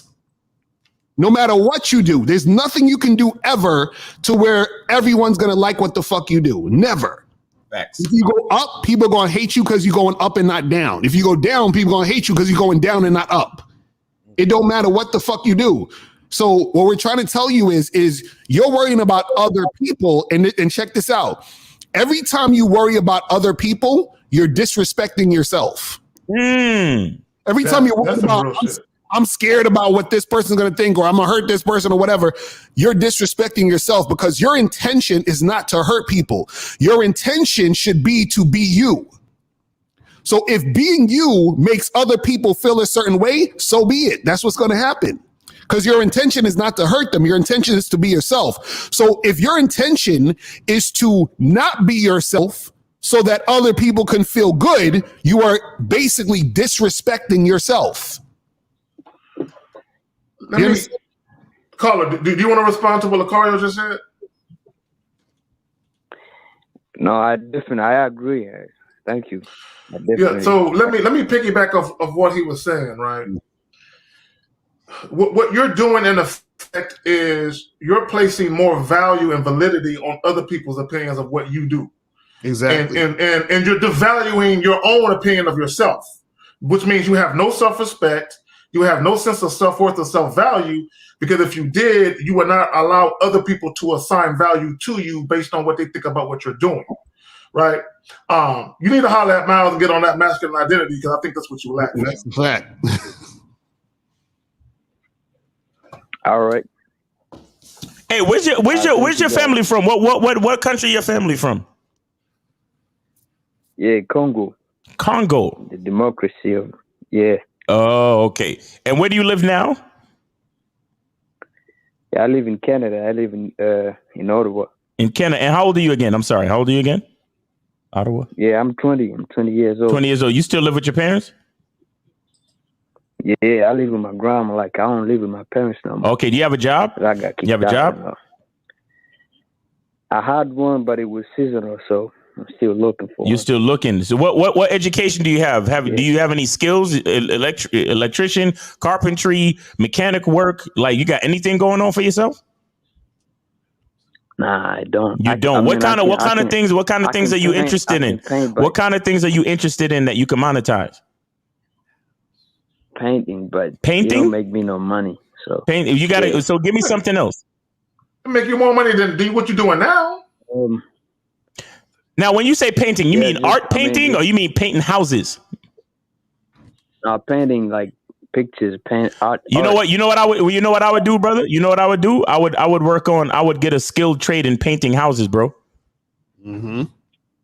Yeah. There's a lot of money in that, and so you could be around paint and the walls of your canvas, nigga. But you just got to do it one color, usually. But then again, you never know.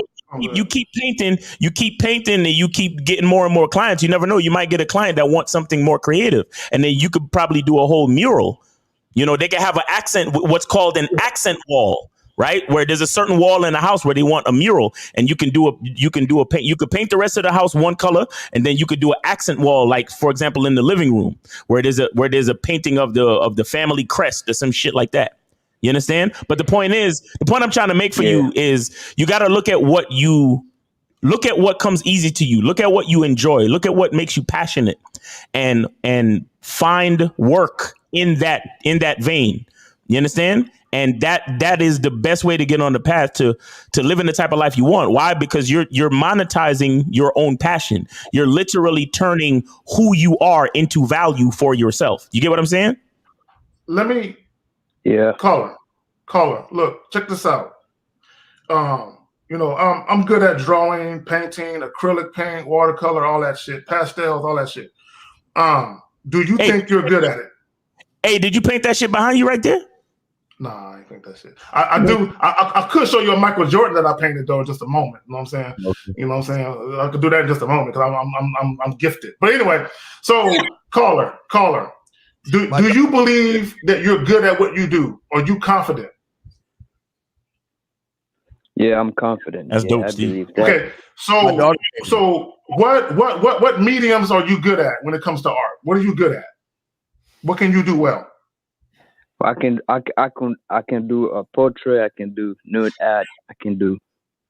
I can basically do almost anything. I can. I mean, but can you work with pencils? Can you work with watercolor? Can you work with pastels? Can you work with different type of paint? That's what I'm really getting at.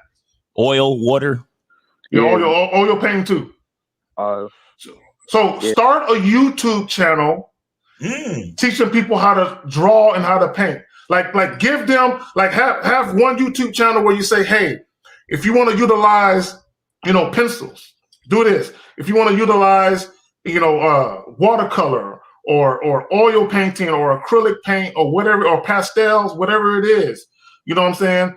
Show people that, or even using coloring pencils. Like break it down and show people that.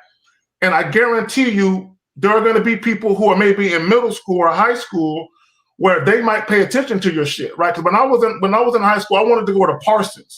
Okay, Parsons they have a college in New York, they have one in LA, and they have one in other places, right? I wanted to do that, but my grades was horrible and shit. I was fucking with the bitches too much. But my thing is this, right?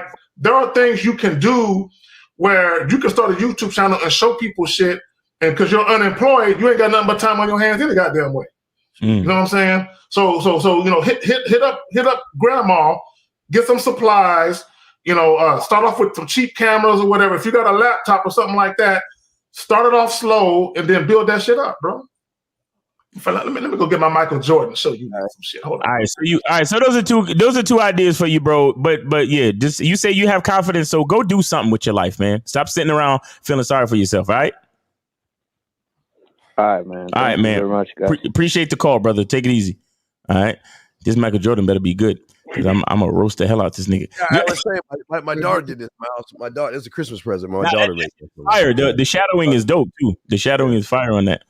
She got the scowl just right. Right, just right. 240. You're on live with the Real Again with the Re panel. Name, age, city. How can we help you? 240. Yes, salute to the panel. This is D calling from Maryland. I'm 33 years old. All right, D from Maryland, 33. What's going on with you? DMV, baby. Yeah, I got a question, man. I don't know if any of you have been in this situation, but how do you influence a swingers couple? Sir, you don't influence swinger couples. Sir, you don't influence. Pineapple on your shirt. Right, you don't influence swinger couples. You influence yourself. If you know how to.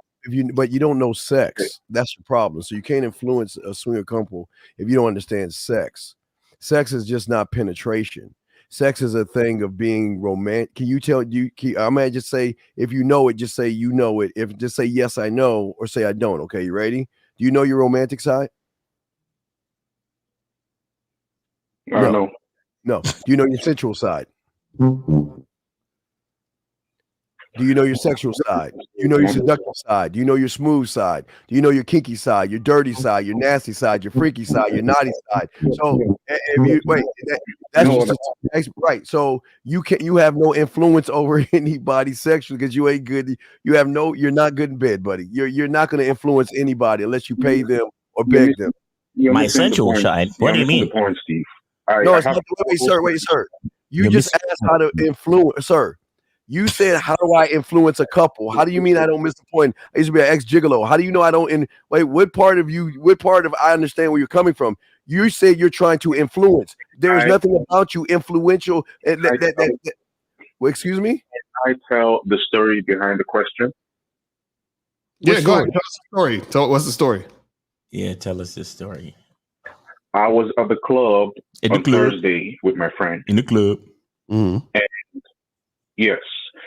And this huge dude with the baddest chick walked in, okay? And I'm telling my friend, hey, I like that dude. I can tell he's a real boss, and I want him to be my friend. What? You like it? Wait. What? Wait. You said,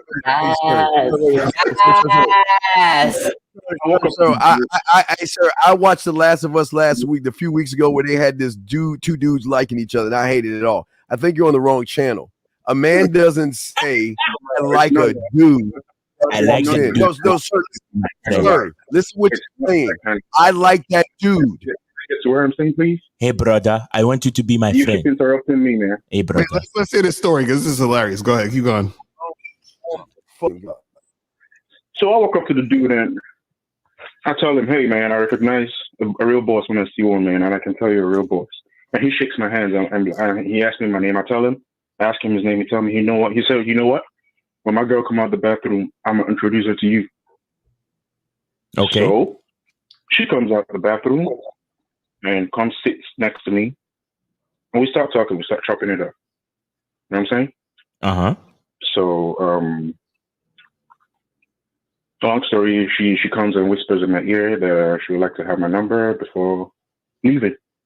Okay. But she doesn't want the dude to know.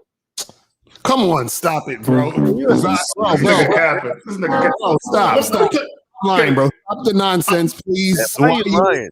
I'm with the trolling. What's weird is, this is what's weird. You said this dude, hold on. You said this dude came in with the baddest bitch. But for whatever reason, you was more infatuated with the dude than the bitch. I'm just trying to figure out how that worked. No, but caller. Let me get this straight. Hold on. So the guy comes in with his girl, right? And you said, the first thing you said to us is, how do you influence a swinger couple? Is that what you said? Yes. Right. So if they're a swinger couple, the chick would not be giving you her number behind her man's back. That was. Yeah. What are we talking about here? Clap that, Lucario. Please clap yourself.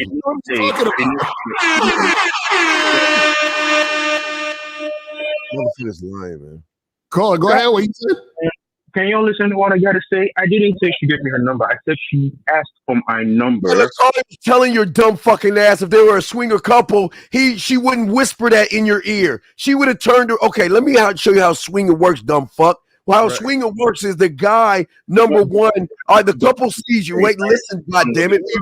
Listen, I'm showing you some game, you dumb fuck. Listen, the couple sees the guy. The woman says, check him out. The guy checks you out first and then brings you over to the woman. The couple talk to you next. And then when the woman signals the guy will go away so you and the woman can interact. Once you and the woman interact, the guy will come back and she will signal the guy to let him know that they're down. And then the guy, not the woman, will say, why don't we go upstairs or we leave this environment? And like the Carl was saying, because the woman was whispering, which is fucking weird because her man is right next to her, whispering in your ear, let me get your number. They're not swinging with you, motherfucker.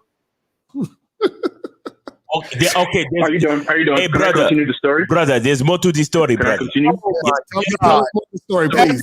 Hey, wait, make sure you add the dragons, unicorns, and elves, please. I need April. I need to see if April can give me some popcorn. But go ahead. Let's keep telling the story. So, the shirt I put on, I had on my shirt. The superimposed stuff I had on my shirt was savage. So she was like touching me and asking me questions about body beauty. And I told her, yeah, I'm a savage. She was like, why do I have to put on a shirt that has savage in it? I told her, yeah, I'm a savage, but I can do her a lot of damage. And she was like, she likes that.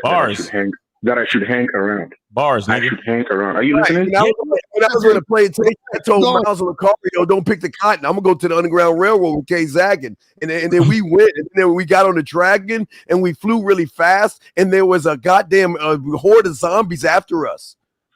and don't forget the leprechaun that had the mop, and he was mopping up all the gold. We don't know why he was doing that shit. The shit have been in a pot. It was a Caller, get to the part where the swinging happened or the proposition of swinging happened. Yes, get to that part, please. God damn it, please. So I left the club. I left the club, and I was hanging out outside, and eventually I ran into them, and they were like, "Hey, where's the after party at, man? We lost you at the club." And I'm like, "I don't know. There's no after party." And they were, and she was like, "Tell him the after party is at your place." Man, you're just an older dude. This is like 60. Wait. She said for you to tell her man. Hold on. Just to be clear, she said for you to tell her man that the after party's at your place? Yes, that's why I'm asking you why I can influence, because it seems like the man was indecisive.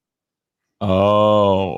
What? And caller. And then I said hi to the leprechaun. The guy said, "Hey, where's Lucario and where's Miles at?" And I said to Zach, we're trying to escape from the plantation. Well, if you're trying to escape, you gotta be a moderate man, high value, have status, and get your passport. And then we were saying, "Oh my God, you see, we're saying, motherfucker, you're fake." So then I can maybe ask you because hold on for a second. No, caller, hold on, caller, hold on. Listen, but it seems that both of you were indecisive because both of you were being led by the female, though, because she was telling you what to say. No. Okay, sorry. I was giving the man the respect because he brought the girl. So there's no way I could say, hey, the party's at my place. I was waiting for him to take the lead. I wasn't trying to outshine him in any way. I just wanted. So you're waiting for another man to lead you? Going on. Because he thought he was cute. Think about what you just said. I was waiting for him to take the lead. Wait. Hold on. Wait. I'm just trying to get the story straight. So you meet this guy and you say, yo, you're a boss, man. You're awesome. And then he says, cool, I introduce you to my girl. So he introduced you to his girl. Then his girl is talking to you. And at what point did she say, so she gave you her number? Or did you give her your number? No, she didn't give me her number. She asked to get my number, even if it means me writing it down on the napkin before they leave, like before we part ways. Where did the swinging come in? Hold on. At what point? Hold on. Caller. Wait. Caller. What point did she say, "Don't tell my man I'm getting your number"? When did this happen?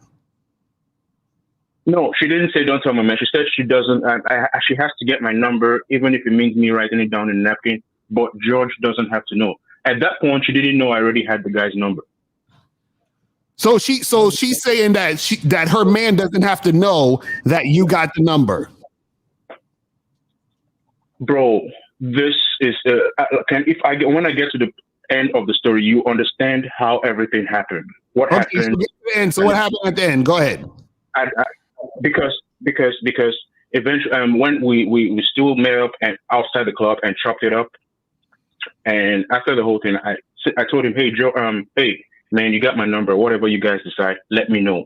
And I left them, but I told them where I was parked. So I went to my car, chopping it up with my friend, and next thing I see, these guys pull up in a Lexus. The girl hops out, gives me a hug, and tells me, hey, she wants to fuck me, but she needs a picture of my dick. Can we please hang up on this loser? Okay. Let me. But why? This is how we know you lying. Why would she need to see the picture of your dick when you're right there? You could just whip it out and show her. That's the thing. I told her. I didn't tell her. No, call. This is what you said. She needs to see a picture of my dick. If a woman wants to see your dick, if she's right there in front of you, she can be like, pull it out, let me see it. Why would she need to see a picture of it when she's right there in front of you? Yeah, but she's not going to see the real full length of my dick because I wasn't hard. So all right, then pull it out and let her hold it in her hand and make it hard, nigga. What you talking about? You know what sounds fishy about this story is that if these two are actually if these two are actually a swingers couple, caller, hold on. If these two are actually a swingers couple, right? Then what happens is usually swingers couple work as a team, right? So there would be no situation where she says, here, take my number, even though, George doesn't have to know. You understand what I'm saying? That's usually not going to happen. So that sounds kind of weird already. You feel what I'm saying? Then if they actually wanted something to go down with you, they would have said something before you left. Why are they going to make you leave and then just happen to see you in the parking lot and then happen to hop out the car? Like, what's going on here? But continue. Keep the story going. What happened? I have no reason to lie to you about this. It's the first time it's happening to me, and that's why I called to ask you. Keep going. I'm like, I don't care. Mind you, there was no way I could even whip out my dick because the dude was over there riding his car, looking at us. Caller, why are you asking about something that's never going to happen again? If this even happened? Why are you asking about something that's never going to happen again? Even if that should happen, why are you asking us this question? No, keep going because I have a theory of what I think he's trying to say, but I'm gonna tell you if this is true, what actually happened. But go ahead, keep going, caller. So okay, so I mean, they hop back in the car. Can you hear me? Yeah, go ahead. Can you hear me? Yes. Okay. So they hop back in the car and drive out. And at that point, my friend was done with the girl he was talking to, and he came to me and we're talking. And right then, they pulled up again the second time. And the dude hollers at me and be like, "Hey, come to the back of my car. My chick want to holler at you." Nice. So I go to the back. I go to the back of the car, and she starts asking what I got at home, if I got drinks at home and all that, and if I live with my friend or if that my friend come riding with me and all that. I'm like, hell no, man. He lives in a different place. We can go right. I live by myself. You ain't got to worry about all that. And yeah. So she at that point she gets back in the car, and I go to the car. And I was like, hey, what's going on? And he says, and the girl brings out my card and be like, so this is your number, right? She reads it. Mind you, this is the girl that told me she does not want the guy to read my number. Yo, so she reads my number. Hold on. I can't take it. I can't take this lying. Hold on. Fast forward to the part where you have sex, please. They don't fuck. That's what I'm saying. It didn't happen. They just took my number and left. I heard from them, and I never. Okay, so now. This is what happened. I'm gonna tell you what's happening. I'm gonna tell you what's happened. Hold on. I'm gonna tell you what happened. If this is true, this is exactly why they was doing what they was doing, or what happened. If this is what happened, everything you're saying is true, right? If everything you're saying is true, this was not a swingers couple. This was a couple who play those games to spice up their relationship. They were just using you the whole night. Caller. Let me explain what Lucario means, right? I had a relationship with a young lady, and what we would do, right? It was my idea. I would tell her to get dolled up, to, you know what I'm saying, like she was single and she was trying to catch something. I said, I want you to go to this bar by yourself. Mm-hmm. Sit there for about 30 minutes or so. I'm going to come in later. Like you don't even know me, right? And I know a bunch of niggas is going to holler at you. I'm going to come in later like you don't know me. And I'm going to start talking to you like them goofy niggas is trying to holler at you. Mm-hmm. And of course, because we know each other and we fucking, this is my girl, we going to end up making out right there on the bar. And of course, she's being turned on because she's reminiscing about back in the day when she got hollered at. And, and then she's reminiscing about when she met a nigga, was kissing on a nigga and fucked the nigga the same night. You know what I'm saying? It's role playing. It's role playing. Mm-hmm. Okay. Can I say something? I missed a very important part. Oh, now you missed an important part. And you see, now you want to miss an important part after we saying all this shit. But go ahead. Please. I need you to tie this part into the whole story. Guys, 516-387-1224. Please, I beg you to call in. Somebody else call in, please. But go ahead, caller. Go ahead. At the time that she said she wanted my number, I had to go to my car to get my card. Okay. Oh, right. And on my way back, I seen her outside talking to another dude. So, and before I got to the back in the club, she ran back in the club. Okay. And then I heard this guy saying, hey, that ass is fat and all that. And I'm like, hey, do you think that ass is real? And they be like, hell yeah, I seen her. The guy was telling me, yes. This nigga is adding more lies to the layer of the story. God damn. Go ahead, fam. Look at that. Yo, 516-387-1224. Please, somebody else call in. It's the only reason why I haven't hung up on the niggas because there's no other callers right now. Don't be this nigga's friend, because if he get popped with some drugs, he'll make up a story about how it's yours and you don't even fuck with drugs and shit. You know what I'm saying? Don't fuck with this nigga. Oh, wait, so Carla, what you just said had to do with anything else? What's the difference? No. So the dude told me, hey, the thing is, they're a swingers couple, and the only thing is you're gonna fuck her, but the guy is gonna be there watching you guys. He's a club dude, so he's probably. If it's a swingers couple, that's what they do. Right, but everybody fucking in the same room. I'm telling you, if everything that happened if everything you said that happened it's how you said it, they was not a swingers couple. They was just using you on some role play shit. And the guy that told you they was a swingers couple don't know what the fuck a swingers couple is, or he was just talking shit to you. Because you know what gave it away is when you said that she said, hey, here, I'm going to take your number or give me your number. My man doesn't have to know. That right there told me they wasn't a swingers couple. Mm-hmm. Facts. That's facts. Right there. Caller, do you know a real swingers couple or a guy who's a cuck? What really would happen would be, and I think L or Steve, someone said it earlier, where they would go inside the joint and the girl would pick out someone that she's interested in and basically get the guy's cosign. Yeah, him. Go ahead. Right. And then she will go up to you and holler at you. But the guy already saw you. Right. Yeah, you just don't know they're together or whatever. So he basically gave her the okay, yeah, go get that black boy. Yeah, that nigga over there, right? Mm-hmm. So then what happened is she will holler at you and once you act like you with it, then she'll let you know what's really gonna go down. That y'all about to go back to their spot or a hotel, because a lot of times they'll get they already got a hotel. You know what I'm saying, lined up, or they'll get one, and then they'll make sure you would already know that she got a man. Right. And that he's going to be there watching and in some cases filming, which you don't let no nigga film you. You know what I'm saying? But in some cases, that's what they will do. You know what I'm saying? Right. So as L said, once you started talking, like you ain't been around no real swingers couple, nigga. That ain't how it go, how you was talking about it.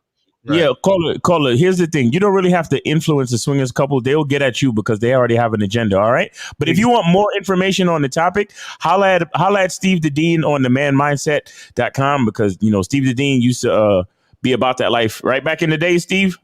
Back in the day, sir. Back in the day. Yeah. All right, caller. We appreciate you, bro. Great story, man. Very entertaining. Oh my God. All right, so 321. You're on the Real Game No Theory panel. Name, age, city. How can we help you? 321. Yeah, what's good? So my name is JT. I'm 16 from Florida. All right. Get the fuck up out. 2 more years. He's 16. Stay in school. Stay in school. Stay in school. 914. You're on live with the Real Game No Theory panel. Name, age, city. How can we help you? 914. Once. 914. Twice. Out. Okay. 718. You're on live with the Real Game No Theory panel. Name, age, city. How can we help you? Hello? Yes. Hello. 718. What's up, man? I'm 31 years old. All right.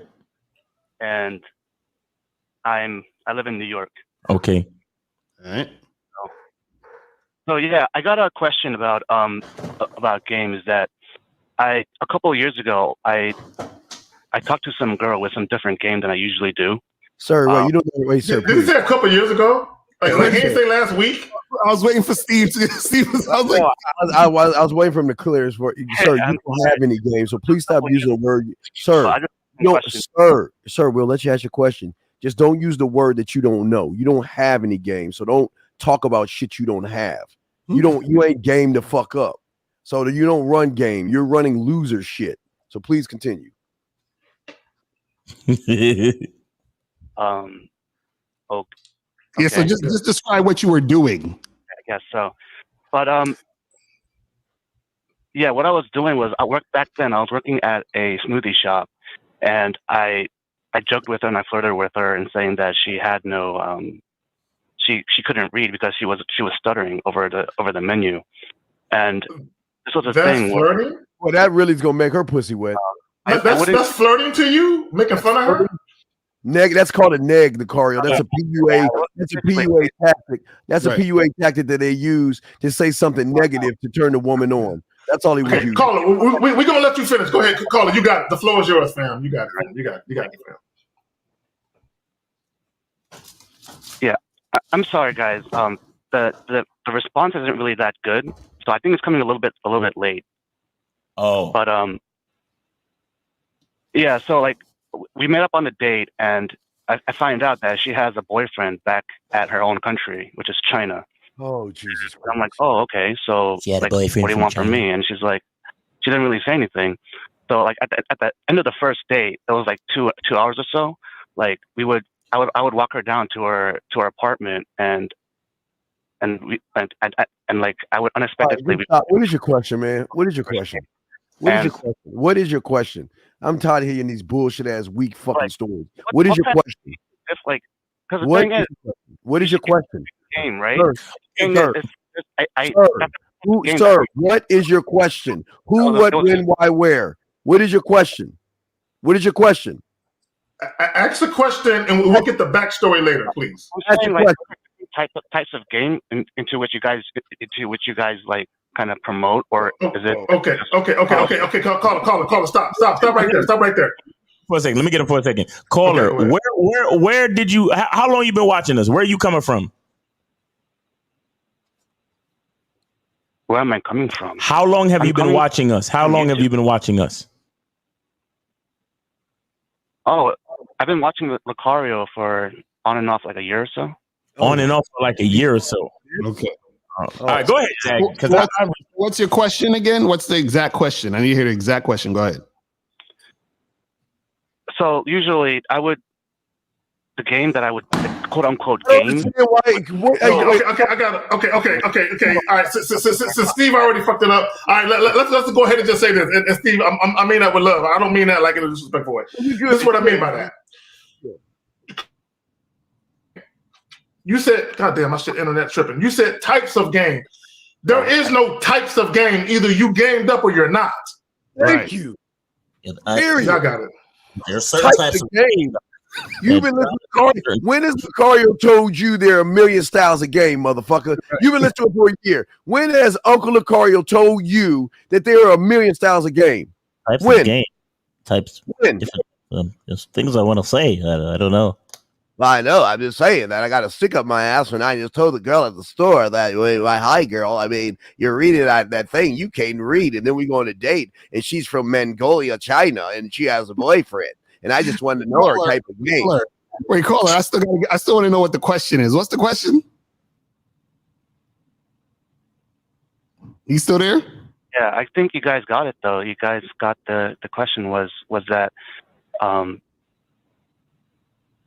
the reason why that I asked you guys this was because no caller. Wait,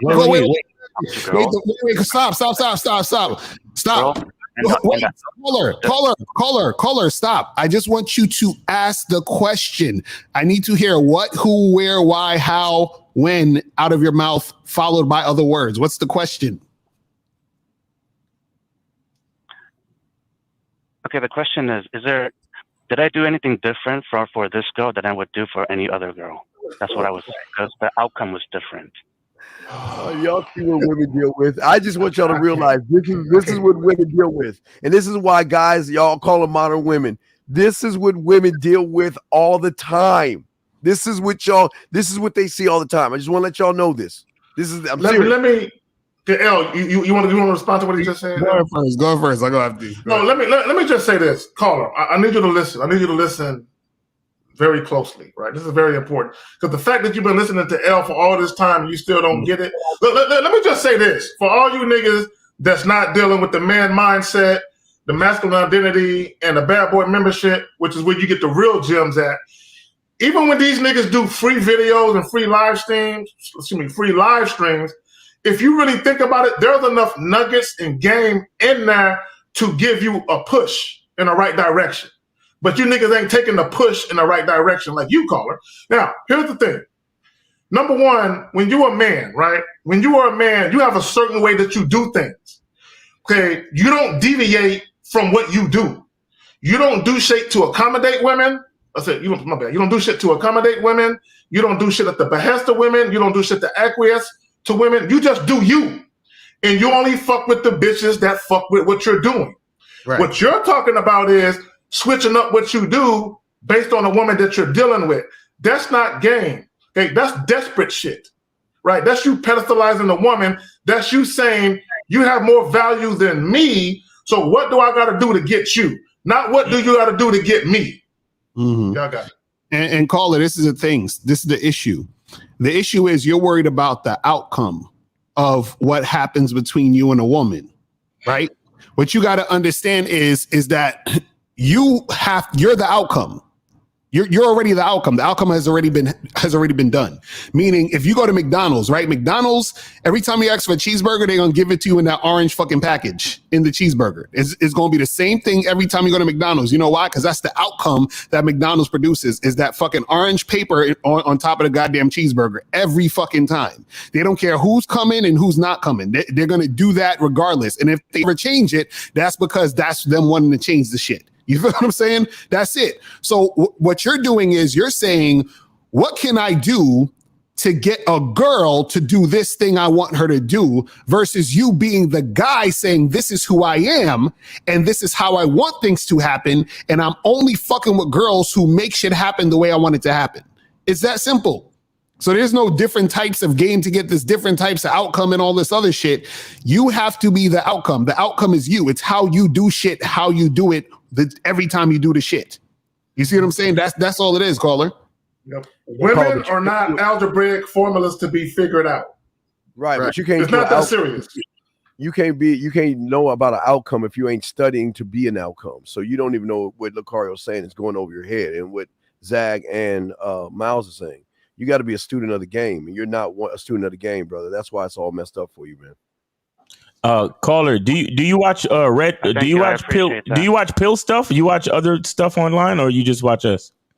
You can't watch us. No, I don't. No. I it's just that I come from like pickup stuff. Pickup stuff. There you go. So you watch like mystery styles, all that. Rollo Tomasi and all them type of motherfuckers. All them goofy motherfuckers, yeah. So, huh? You watch mystery in them? Who do you watch? Who do you watch? Not mystery. Back in the day, it was like simple pickup. Simple pickup. Oh my god. Yeah. So what I'm saying is, if that's what you subscribe to, then why are you over here fucking with us and asking us all these weird questions? These guys are. It's not that I subscribe to one thing. There's multiple types of games. Like there's different. No. See, that's what I'm trying to explain to you. Because of all of the poison that you've already consumed, you have put yourself in a certain like mind states, and you've come over here asking questions that don't even make like you're ignorant to your ignorance. Like you don't know what you don't know. You understand? Mm-hmm. So you're trying to ask a question and you don't even know which way is up or which way is down. You don't know the X, Y, or Z coordinate. You don't know. You have no reference because you're coming from a place of bullshit, like literal bullshit. You understand? Well, that's why that there's many types of. You keep saying it, even though we just told you. You still just said it. Oh well, there's many types of game. No, there's not. Well, we call it. Let me ask you a question. I'm gonna ask you a simple question. What is 4 plus 2?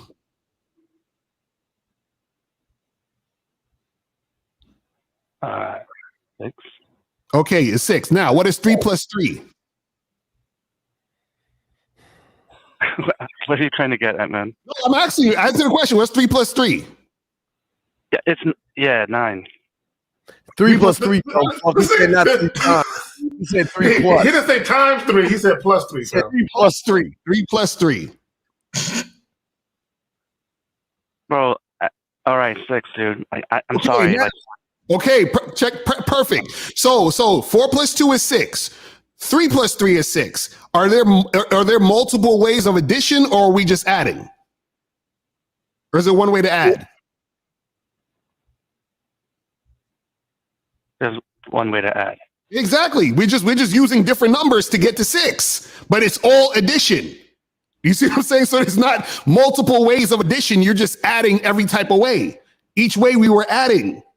You see what I'm saying? So there's not multiple ways of fucking adding. We're just adding. We're just using different numbers to add to get to the same place. You see what I'm saying? Yeah, Lucario, he's coming from a place, Lucario, where the guys will rent out what is that?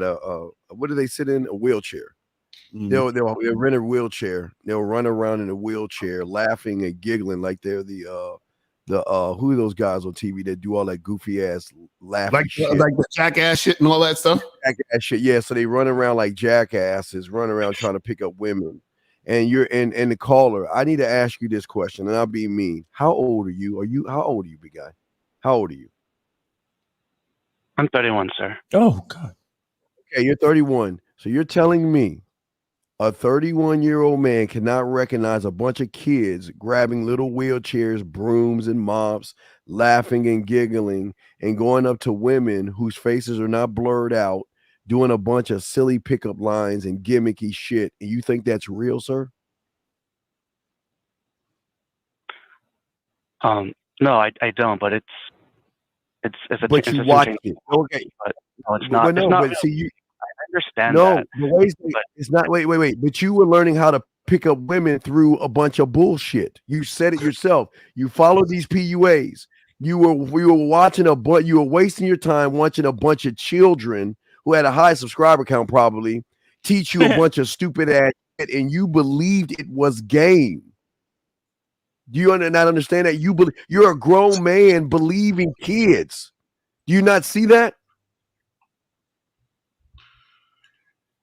Okay. While the caller is taking time to think about how he's going to respond, let me piggyback off what Lucario was saying, because to me it was very profound when he was talking about there's multiple ways. I mean, there's multiple ways to add the same number, but you still arrive at the same destination, right? Which is game, right? So when we talk about game, so if you think about it like this, all four of us have game. 50 got game. Taekwondo, we all have game, but because we all are uniquely different, we come to the game in different ways based on our own unique personalities, but we still get what we want.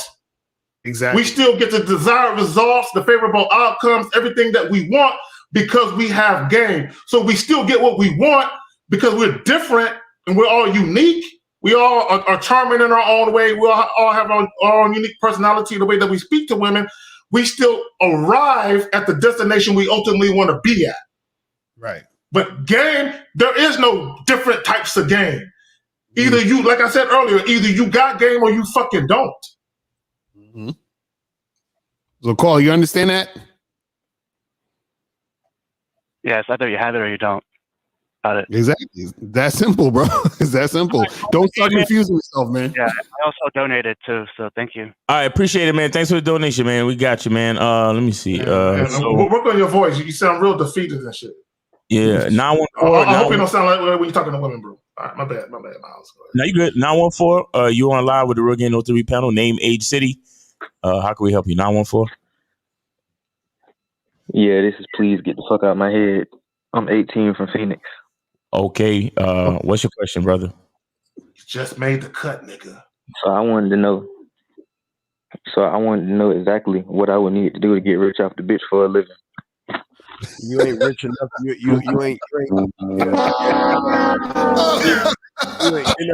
You're not gamed up enough for a woman to invest in you. I'm gonna say that with love. You just ain't gamed. Yo, look.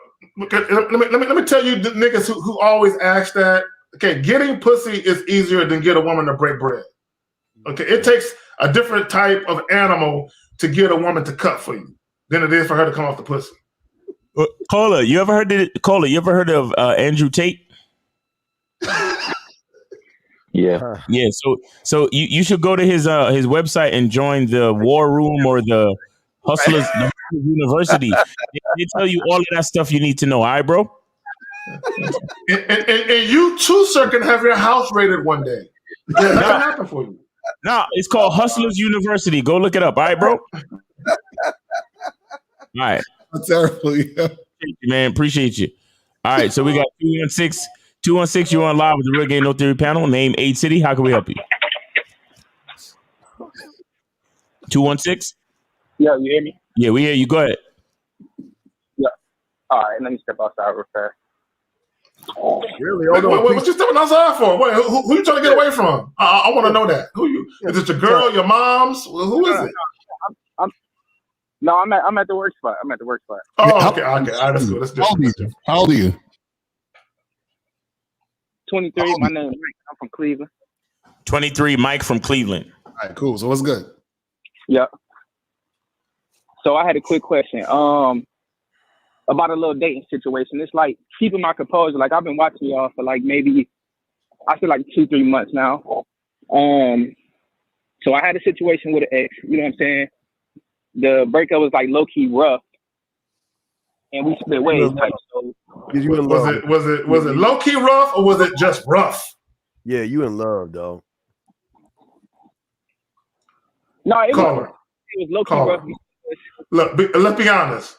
Did you sit in the dark with the shades drawn, listening to your favorite song? Yeah, did you cry? Did you do that, nigga? Yeah, how long did you cry? No. When you're feeling somebody, with be somebody who makes you like you're with your crew. Claim they've done it, like fucked that. It was just, around. All that, I this lost is a lot what in I this situation. found. Every one of y'all are just like me. It's too bad that you can't see that you got it bad. Yeah. I got it bad. No, Go ahead, caller. Go ahead. We fucking around. So I had Chris at first, and she came to live with me. Now, where I messed up at, my lease was over with, and I wanted to stack some extra cheese, so I went to go live with her. So it was like in a position, it was only bad because I lost. Once we broke up, I had to move out. You know what I'm saying? I had to get back on my feet. So that's like the process I'm in now. But it's like she was playing that Instagram game. She'll follow me, unfollow me, unfollow me. So I ended up making my page private because I'm like, you know, I'm hitting the gym, going to work. Like, caller. What's your question? What is your question? You gotta get back to work. What is your question?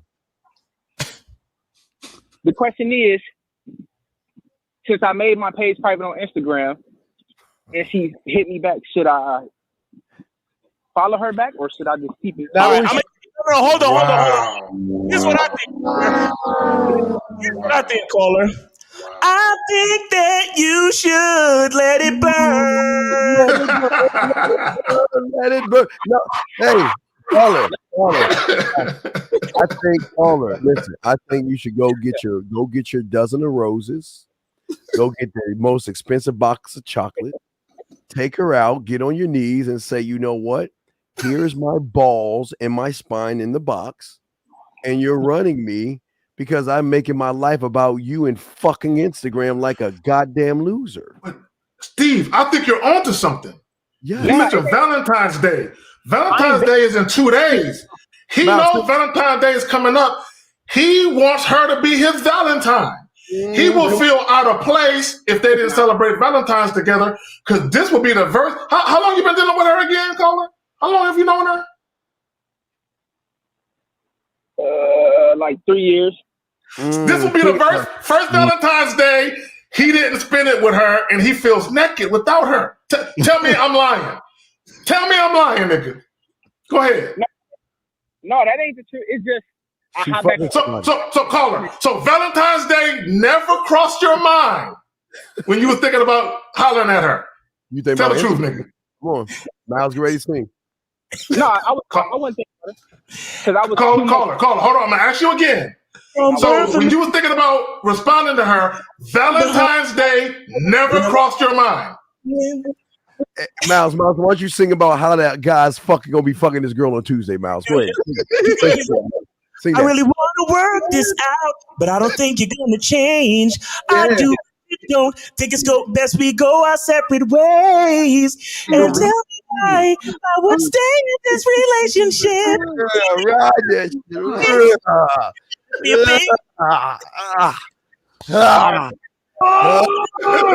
nigga Miles got some talent. He got an entertainer and shit. I ain't no Miles can sing. Yo. Regardless of the situation, it's like I'm not gonna go back regardless because I'm on a different. Whatever. Then why are you asking? Yeah, why on your mind, bro? Why she on your mind? I'm asking because it's a conscious move for the next step of somebody else. You know what I'm saying? Imagine it's a woman who do that I do fuck with. You know what I'm saying? Like it's coaching to keep your mind shut. All right. Wait. Keep your wait. That I make it. But bro, why does social media have anything to do with your relationship? Crickets. That's why I was kind of concerned because it's like, you know what I'm saying? If you was really going. No, listen, brother. I'm asking you the question again. I'm asking you the question again. Why does social media have anything to do with your relationship? Because it's a way that's the only way she can hit me up. I blocked her number, you know what I'm saying? Like that's hit you up, you still want it back. Wait, hold, brother. You for the situation. No, brother. If the only way that your girl could hit you up is on social media, then you don't have no relationship, bro. If you're in a relationship, after the relationship, no, bro, no, hey. You see, bro. See, this is why y'all motherfuckers be fucking up because y'all not even in reality. Y'all literally in social media land. If you're in a relationship with a girl, don't she got your number? Please sing it. Sing. Are you about to please Mouse? Just sing it to him. Don't talk. Just sing it to him, Mouse. We want to hear you sing. Go ahead, Mouse. Sing that shit. Go ahead, talk. Go ahead, Mouse. Won't you sing that shit? I'll give it all and shit. Bro, sing it to him. Just let it burn, bro. Just burn, bro. Just let it burn. Sing it, Mouse. Caller, let me ask you a question real quick though. So you saying you don't want her back? Huh? We can, but she has to. You know what I'm saying? Like, no. Yes or no? Do you want her back? Yes or no? I'm not taking nobody back. Not right now. Not until she shows me. Not right now. It's either do you want her back or yes or no? Do you want her back? Yes or no? At this moment, no. No, that means you want her back. That means you want her back. So and because you want her back, that's why you act in this way and asking these questions. Because if you didn't want her back, you wouldn't give a fuck about her hitting you up on social media or nothing. This is what I think. I think he wants to make sure he's there for Valentine's Day so another nigga isn't. That's what I think. Yeah. Oh yeah. He thinking right now, he's saying, damn, it's fine. I'm gonna be home with dick all cold and shit. Yo, she fighting in her butthole. Yo, just hit her up. Just hit her up, bro. Hit her up and just be like, these are my confessions. Just when I thought I said all I could say, my chick on the side said she got one on the way. What? Keep going, Miles. I'm showing him how his guy gonna be. What to do? Cause I gotta give you part 2 of my confessions. Wait, caller. Are you gonna care? Hold on, caller. Do you care if another dude is hitting it on Valentine's Day? Valentine's Day as well. What happened? I said it don't matter anyway because I'm gonna be smacking. So it's not gonna be like a comparison. No, you'll be on Instagram looking at your phone and shit. Mouse, come on, Mouse. Let me lock on that. Yo, I'm about to do a fucking verses with Usher and shit. I'm about to. So hold on. If you don't care, then why are we talking about this? Okay, L. What did he say though? He said, "Should I let her be my friend again?" Because he want to see what she posts on Valentine's Day. That's why he really want to let her back in. He want to see what the fuck she posts. So she blocked him. She followed me from a different page. Like her normal page is not blocked. What are y'all niggas doing on social media? What are y'all doing on social media? Y'all niggas is literally carrying out drama on social media. So caller, why do you care that? Hold on, caller. Why do you care that she got another page looking at you on social media? Why do you care that she's looking at you on social media in the first place? Why do you care? Because it's like, damn, like after all that shit you said, why are you so invested now? You know what I'm saying? Like she don't know that I'm doing that. No. Caller. The relationship is over, right? Why'd y'all break up? Right. She was fucking with some dude. We ended up getting into an argument. She went to her brother's house for a couple of days. She was fucking with some dude when I got back into, you know what I'm saying? We like linked back up, and then the dude like hit her up or some shit. I'm like, damn, like. No, the dick hit her up. The dude didn't hit her up. The dick, no. You got it wrong. See, when you know how to fuck, the dude didn't hit her up. She hit him up. That's what you understand. She made it look, right. She made it look like you. He hit her up, and that nigga's dick made the back this shift, and now she acting funny. Carl, let me ask you a question. How do you know, caller? How do you know she was fucking another nigga? Did you go through her phone? Boy, you asked her. No, I see. I'm not gonna play that game. If you hit another nigga up, come on now. That's like me hitting another girl up. No. How do you know? How did you know? How did you find out this information? No, I didn't know. I didn't. So when we were sitting in the car, I went to go pick her up or whatever at her brother's house. She after she fucked the other guy, right? After she fucked the guy, right? Like that. Caller, listen.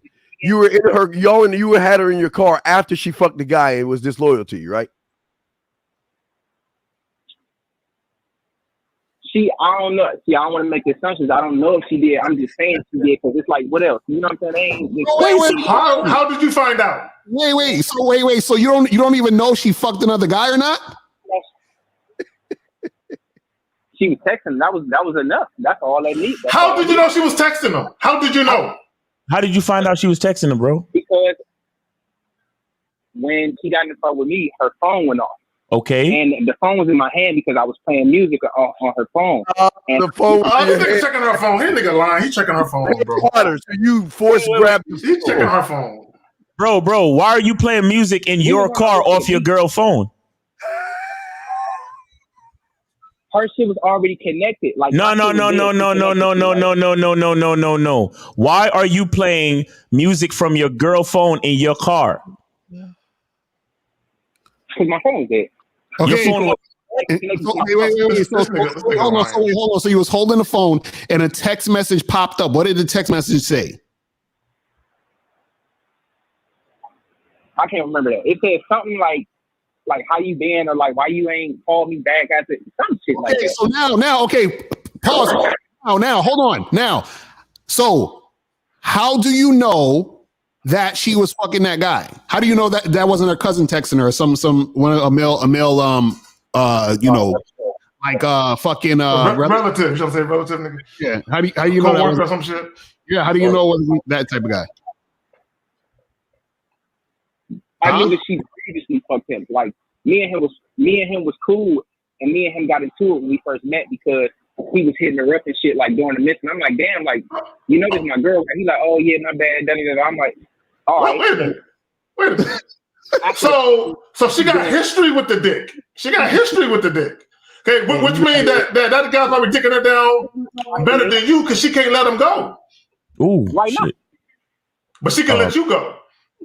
All right. How she? We got a bunch of other calls, man, and it's overtime already. So, caller. Listen, man. What? Let's just finish this up. What's your question, bro? Like straight up question. What's your question, man?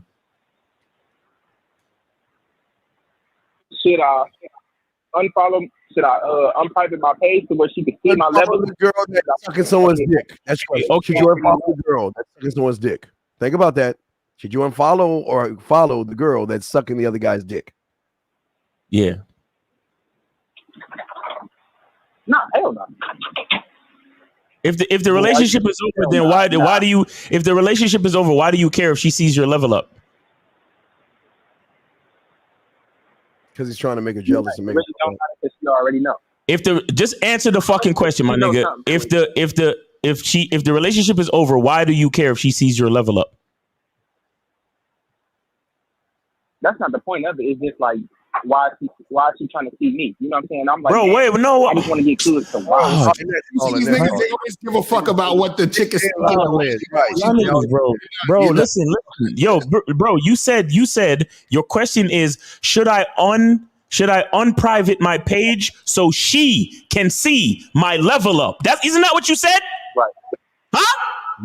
My level up. So I asked you if it's over with her, why does it matter for her to see your level up, bro?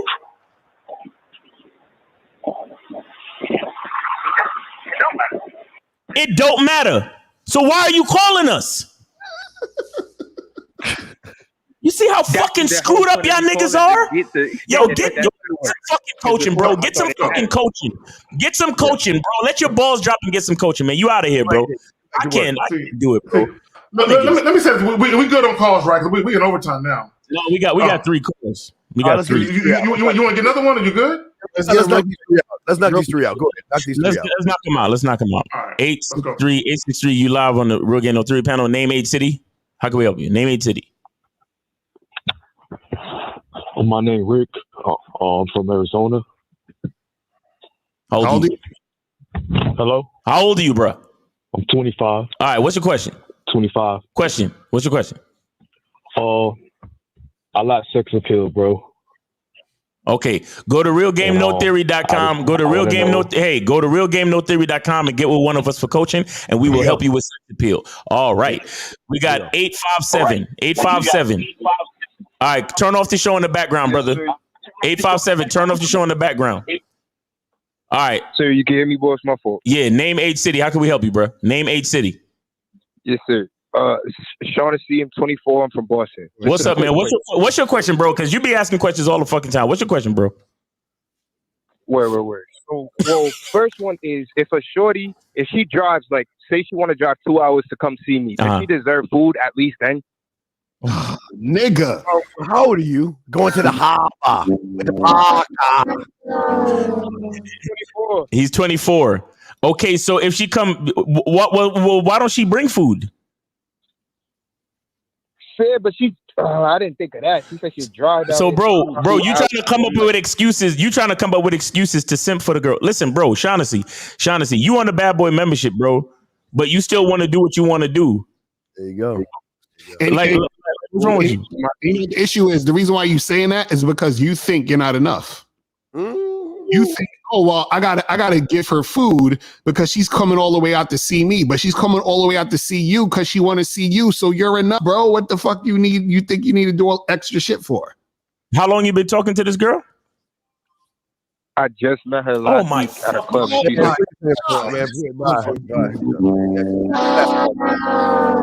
How bad is she? She bad. She bad on a scale of 1 to 10. She's bad. She's bad. And that's why you really want to feed her. Look, let me say this to you, caller. A lot of you guys that have low self-esteem, this is what you guys do. You think that you're not enough. So you have to provide an alternate incentive to keep the chick in pocket. That's what you're doing. You're like, man, there's no way she's going to want to fuck with me just for me. So because she's so bad, I know there's other guys that deal with her, that spend money on her. So I at least got to meet them halfway and kind of do what they're doing to keep pace so I can keep her in my life. That's what you niggas do. Yeah, caller. Most women don't want to eat before they fuck because the based off of what they eat and you push on their stomach, they may go toot. So you want to make sure that if you fuck first, okay? And then if you wanted to eat something, you make her cook something for you. Yo, I love Shaughnessy. He be on the call. He be like, yo, that's real shit. And then next week he be, yo, so I married this chick, right? And I gave her all my money. What should I do now? Like, never that though. Never that. But bro, don't be afraid, bro. Look, tell her to pick up some food on the way to the crib. You understand? Tell her, yo, there's this dope ass Thai spot near my house, and send her the address and be like, on your way to my crib, pick up the food. Hey, whatever you do not participate in anal sex after a chick eat. It might not be good for you, bro. Oh my G. Don't do that. Don't do that. Don't do that, man. All right, Shaughnessy, bro. We'll talk to you soon. All right, man. Be safe, bro. All right, we got 832. You're on live with the Rugged Notary panel. Name, age, and city. What's up? 832. Yeah, this is Mike, age 31, Austin, Texas. All right, and hold on, Mike. Shout out to Salone Wolf for the $4.99 super chat. He said, "Shout out to all my grass-eating lions and surface dwellers." All right, go ahead. 832. Yeah, nothing much, man. I just want to give a big up to the whole channel, to all the supporters, all the game y'all be giving, man. Y'all be really doing your thing with that. I have a question.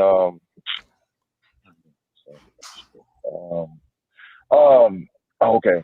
When it comes to marriage and stuff like that, do y'all really believe in that shit as far as, going through the whole situation? Caller, what do you believe in? Hey, there we go. What do you believe in, sir? I don't think it's real. I don't really believe in it. Okay. Then why do you care what we think about marriage if you don't believe in it then? Right. No, I want to hear y'all perspective on it. I got my own, which y'all can't affect. What is our perspective going to do for you when you don't believe in it? It means you're not going to listen to the information. So what is it going to help you? You don't believe in it. I want to know why he doesn't believe. Why don't you believe in it? Why don't you believe in it? Huh? So why don't you believe in it? Give us your personal reasons, please. No, tell us what the red pills guys tell you. We're done. Tell us why you don't believe in it. Let's hear the regurgitated information. Is it going to be a stat? What is it going to be? No. I just feel like it's just some conditional society type of shit. Truthfully, like spending money for the wedding, the ring, suits and shit. I mean, I'm gonna stop you right there. See, here's the problem, right? When guys are, and I'm not saying this. Well, this applies to you too. You can define any relationship you want how you want to define it. Just because society says, hey, this is the way that we customarily do things, don't mean you got to do it that way. Okay, if you wanted to get married and you wanted to tell a chick, like, we ain't getting no rings. Okay, what we gonna get is a tattoo on her finger. I'm gonna get one that says whatever. You're gonna get one that says whatever. That's gonna be our dedication to each other. No fucking jewelry, right? Because if you're the type of guy you don't like to wear rings, you might do something different.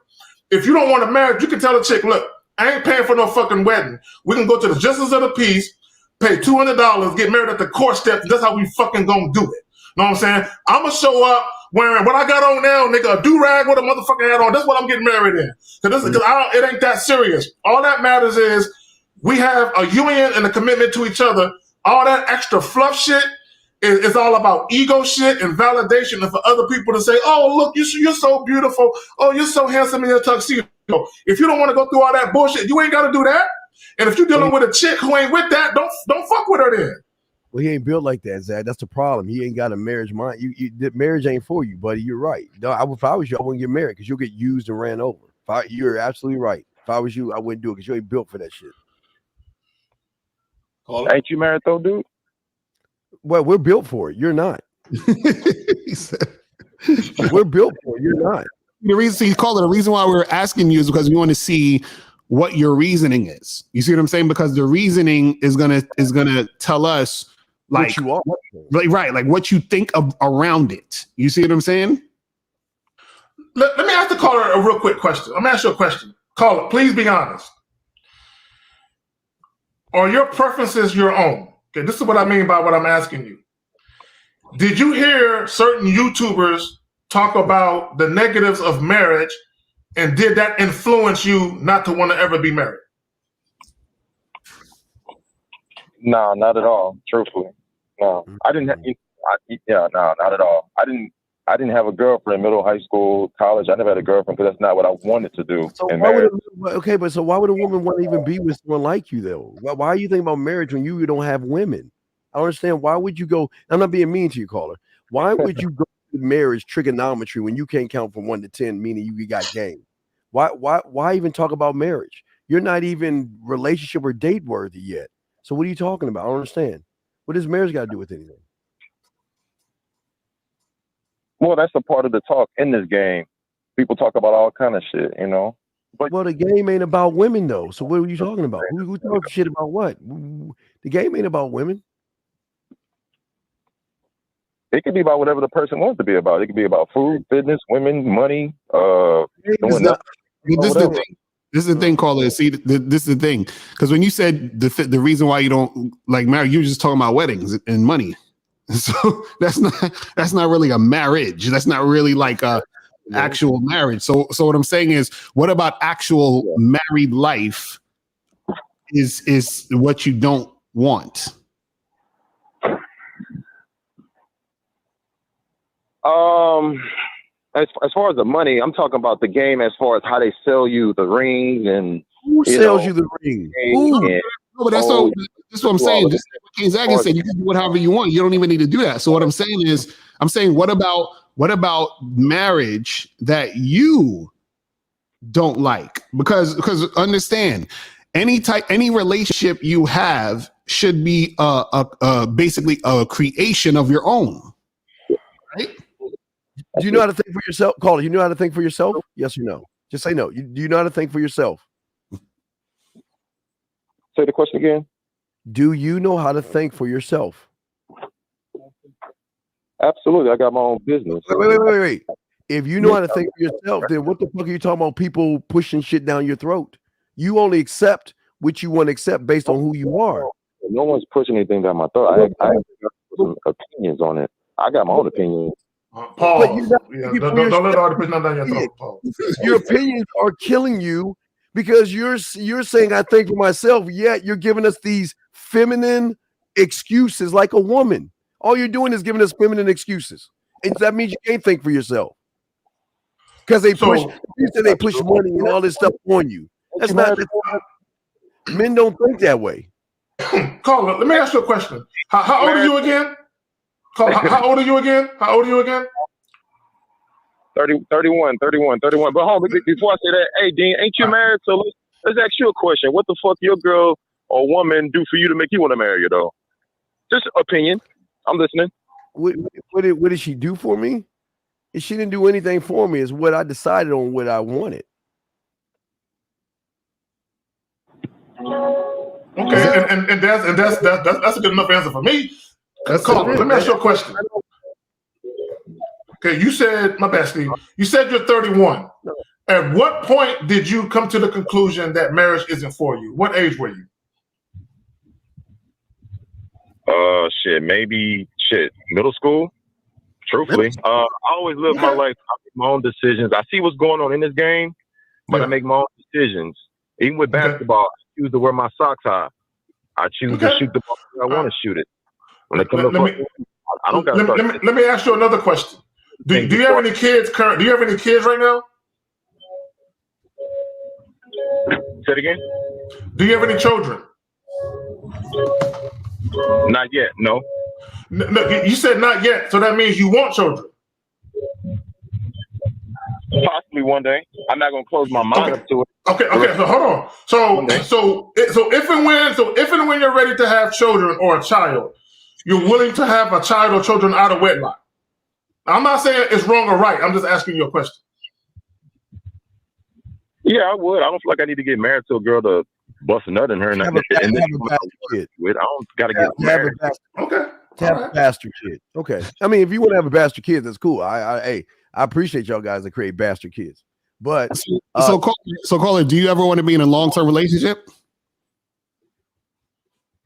I'm okay with that. I'm okay with a long-term relationship. I don't feel like I got to marry her to validate it, though. But why are you asking us about something you don't want to do, though? This doesn't make any sense. I'm just trying to get him to understand where he's coming from. Because a lot of times when people say things, right, they're saying things, but they don't think everything through about what they're saying. So this is the thing. Now, I'll give you. I'm gonna give you an example before I get to the real stuff we're talking about. Now, do you have a job, caller? No. Okay. So now, if you were working at a company, right? Let's say you're working at a company, they give you entry level. You're working in the mailroom, right? They paying you $15 an hour, right? Now, what if they say to you, "Hey, we want you to be supervisor in 2 years, and 2 years goes by, we want you to be supervisor, but they're going to pay you the same salary"? Would you accept that?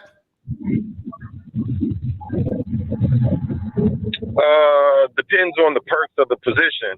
Money doesn't always move me, but I understand the analogy. But money doesn't always move me. You're gonna have to do more work. You're gonna have to do more work, and they're gonna call you supervisor. You're gonna take the same pay? Probably not, right? No. I may do it for paper, just my resume. I may do it for the paper part, and then I may use that and finesse to my next move. So I can still use it. But I understand what you're saying, though. But I can still finesse that title. Right. So let's say they go from supervisor. Let's say they go from supervisor. In a few years, you become vice president of the company because they loved your work ethic so much. You still going to take $15 an hour as vice president of the company? I probably would, just so I can finesse the image, the perception. Wait, that's why I ain't working right now. You're not even working. Bro, listen. Don't get married, bro, because no bitch want a nigga that's gonna finesse the title and not get the fucking money. Right. But the point I'm trying to make is this. The point I'm trying to make is this. Generally, what will happen is once people move up, hold on. I'm trying to explain you. Caller.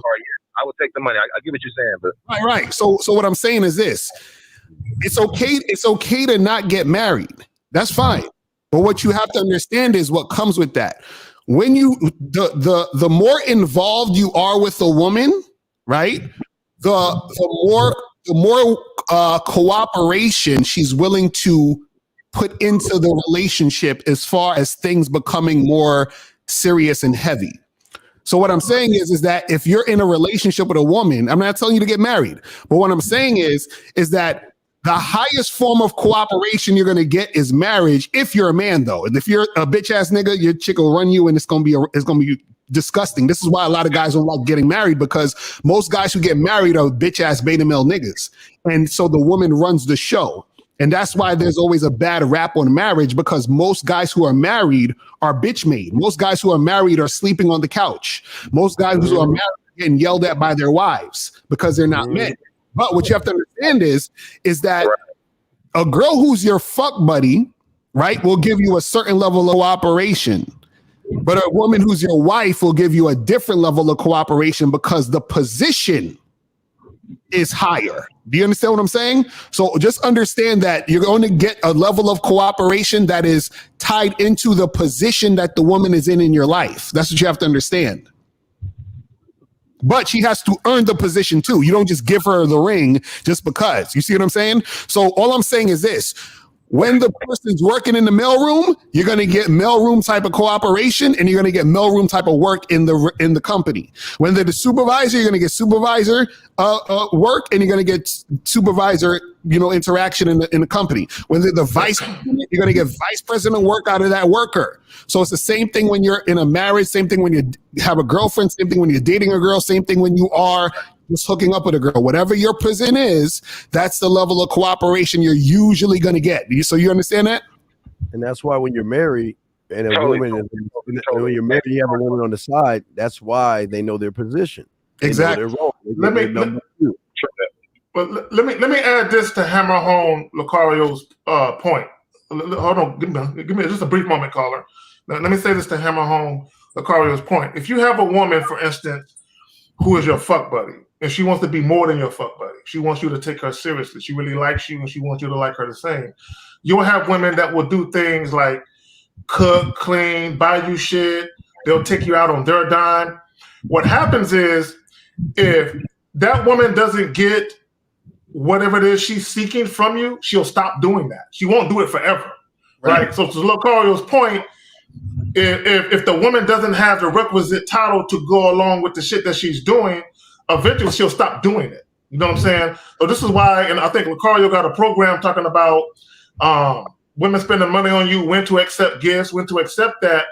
Because if you're not careful, you know what I'm saying? If you're dealing with a chick and she's offering you a shit too soon and it's too extravagant, because you can run into a situation where you end up with drama in your life because you are accepting shit from the chick, but all you're doing is still giving her dick. You're not giving her that extra shit that she covets. And I'm not saying you should give her extra shit.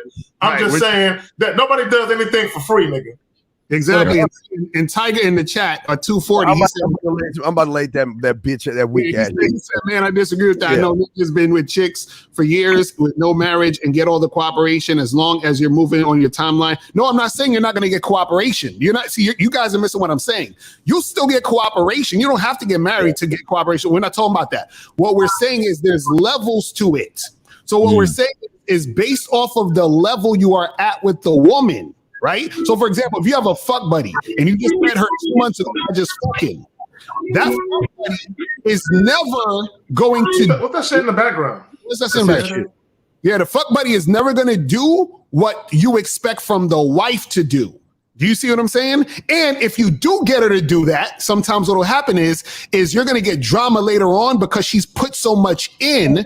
She's like, wait a second, I did all this shit for you and you're just trying to give me dick? Fuck is wrong with you, nigga? Blah, blah, blah, blah, blah. Because remember, and I always say this, a woman only does what benefits her. She's never doing it for you. The cooperation you get from a woman is directly correlated to what she wants in the situation. So therefore, what happens is, and this is how deep it gets, is that based off of what you're telling a woman to do has to be directly correlated to the position she is right now. So this is why when a woman is your fuck buddy, all you're doing is telling her to fuck you. Do you see what I'm saying? And then when you do other things, this is why drama happens. Yeah, real quick. Here's the thing: we don't tell you to get married, and we're not here to tell you not to get married. It's just most of you guys are not even built for relationships. You guys out here, you are not even built to handle women as men. Y'all are not men in relationships. And this is the problem with y'all guys. And this is why y'all get so mad, so adamant about people that talk about marriage. We don't push marriage on you guys. Matter of fact, we tell you guys you shouldn't even be in a relationship. Most of y'all motherfuckers ain't relationship material because you don't even have a relationship with yourself. You're not married to yourself. You don't have a mental prenup for yourself. You have nothing for yourself. So you guys, this is why most of you ain't getting women. What's that? How would you assume that about me? Wait, okay, let me tell you how I assumed about you. You're calling us, asking us what we think. You're calling about something that you don't care about. That's how we know. Dude, you understand when motherfuckers gamed up? We remember game recognizes game. You should understand that. So if you ain't game the fuck up, you're gonna ask some silly ass questions. That's like me saying I'm not a homosexual, but I want to know about homosexuality. Okay, so you just want to know the opinion for what reason, sir? You want to know the opinion for what reason?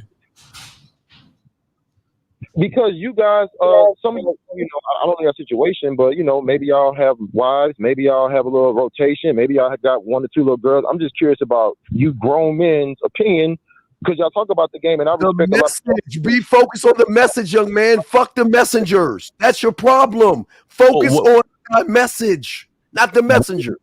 What is what are you gonna do with that information? No, but brother, what do you do with that information after you get it from us?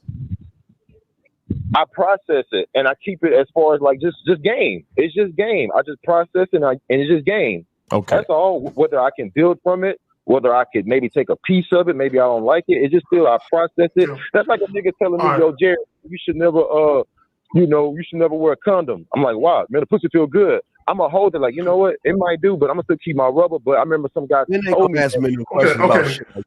Caller. All right, I'm gonna give you some game right now.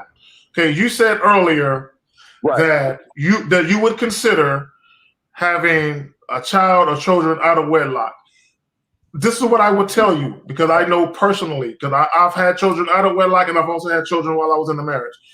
You have more rights, right, when you have children in a marriage.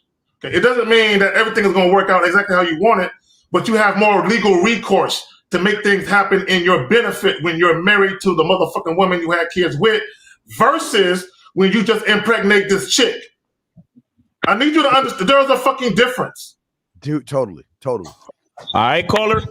All right, well, I hope you got some game, man, because hold on, K-Zag, would you feel like you was gamed up to get the woman to have a child with you without marriage? Was it your idea to do that, or it just happened because of, let's say, it just happened because I was run up in the raw being dumb.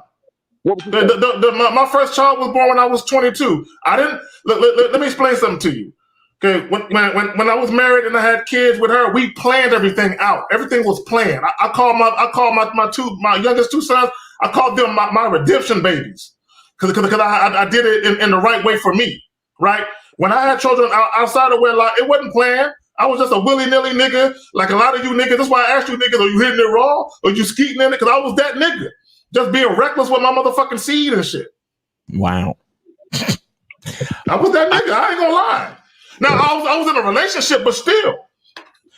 All right, caller. Listen, you good, bro? I'm good. I appreciate it, everybody, man. For real, Larcario, Dean, K-Zag, and of course Miles. I appreciate it, man. I just like hearing men's perspective. Right. Whether it's good, bad, game, whack. I don't mind listening to a little bit. If it's too whack, I can't fuck with it. Right. At the end of the day, sir, real quick. Remember, this is what separates us from everybody else. We're teaching you not to think like us. We're teaching you how to think for yourself. That's the key with all this. Think for yourself. All right, caller. All right, man. We appreciate you. Thanks for the call. We out of here. All right. Whew, Lord have mercy. All right, phone lines. Big Daddy said, I can't believe you was wild. Yeah, nigga, I was sloppy with my shit. I'm not gonna lie to you. You know what I'm saying? I was a sloppy nigga, like a lot of you niggas are. That's why when I hear niggas talk, nigga, I know you niggas. You know what I'm saying? Exactly. I know exactly what you niggas is doing. Exactly. Just like you were saying how you had your babies, how you in your marriage and stuff. I decided because I'm arrogant as fuck. I wanted Leo children, for my birthday in August. I created this. My daughter's birthday is the 20th. My son's birthday is the 19th. I'm the 21st because I created it. See, I chose how I wanted my children to come in. Matter of fact, and you can also this nigga is timing when he nuts in a chick. I'm a nutting you exactly 9 months from this day. All right, let's get it. November. I knew I get August babies in November. I knew that. So. My nigga Steve, that's my nigga right there. All right, guys. Oh, can we put up the joint for the yes, here we go. Event real quick? Yeah, Mouse. Gotcha. Yeah, guys, we got the Game Kings 2 Definition of a Man Seminar, NYC, April 2nd, 2023. Make sure y'all get your tickets, man. Go to hit me up, Miles in the Game on Instagram, or hit up Lucario on YouTube and hit the description The link in the descriptions on the videos and to get your tickets, man. We appreciate y'all. And yeah, there it is. Yeah, and just say all you guys out there, we appreciate all you guys out there. Listen. I know it's hard to change the perspective, but we're doing everything we can to get you to shift your perspective. When you can shift your perspective, you'll see the whole game in a whole different way. So just that's all. Let me appreciate everybody listening. My best, Steve. Okay, let me just say this. I don't care what you guys do. Okay, I don't promote nor do I advocate against marriage or against. Guys can do whatever they want to do. All I ask that guys do is be informed, have the information before you go down whatever road you're gonna go down. Just have the information and don't allow goofy ass YouTubers to dictate to you what you do with your life. This is why I don't like when guys say, "Oh, fuck marriage, but I want to have some kids," and I'm like, bro, get the information, know what you're doing. There's legalities. When you have a child, there's legalities associated with that. Okay, make sure you know what you're doing. Know your rights. Know your fucking rights. That's all. Come on now, be smart with this shit. Yeah. Last thing, man. Come on, dude. You can't. Come on, man. Stop. This is why y'all lose, man.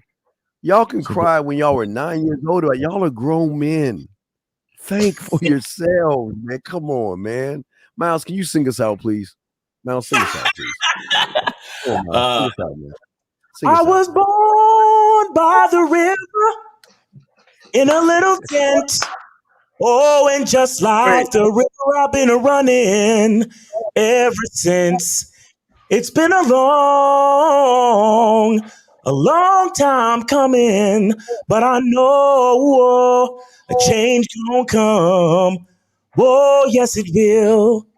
Peace. All right, we out. We out. Yeah, we see y'all later, guys. Peace, man. Peace. Enjoy the Super Bowl, guys. Enjoy the Super Bowl. There you go.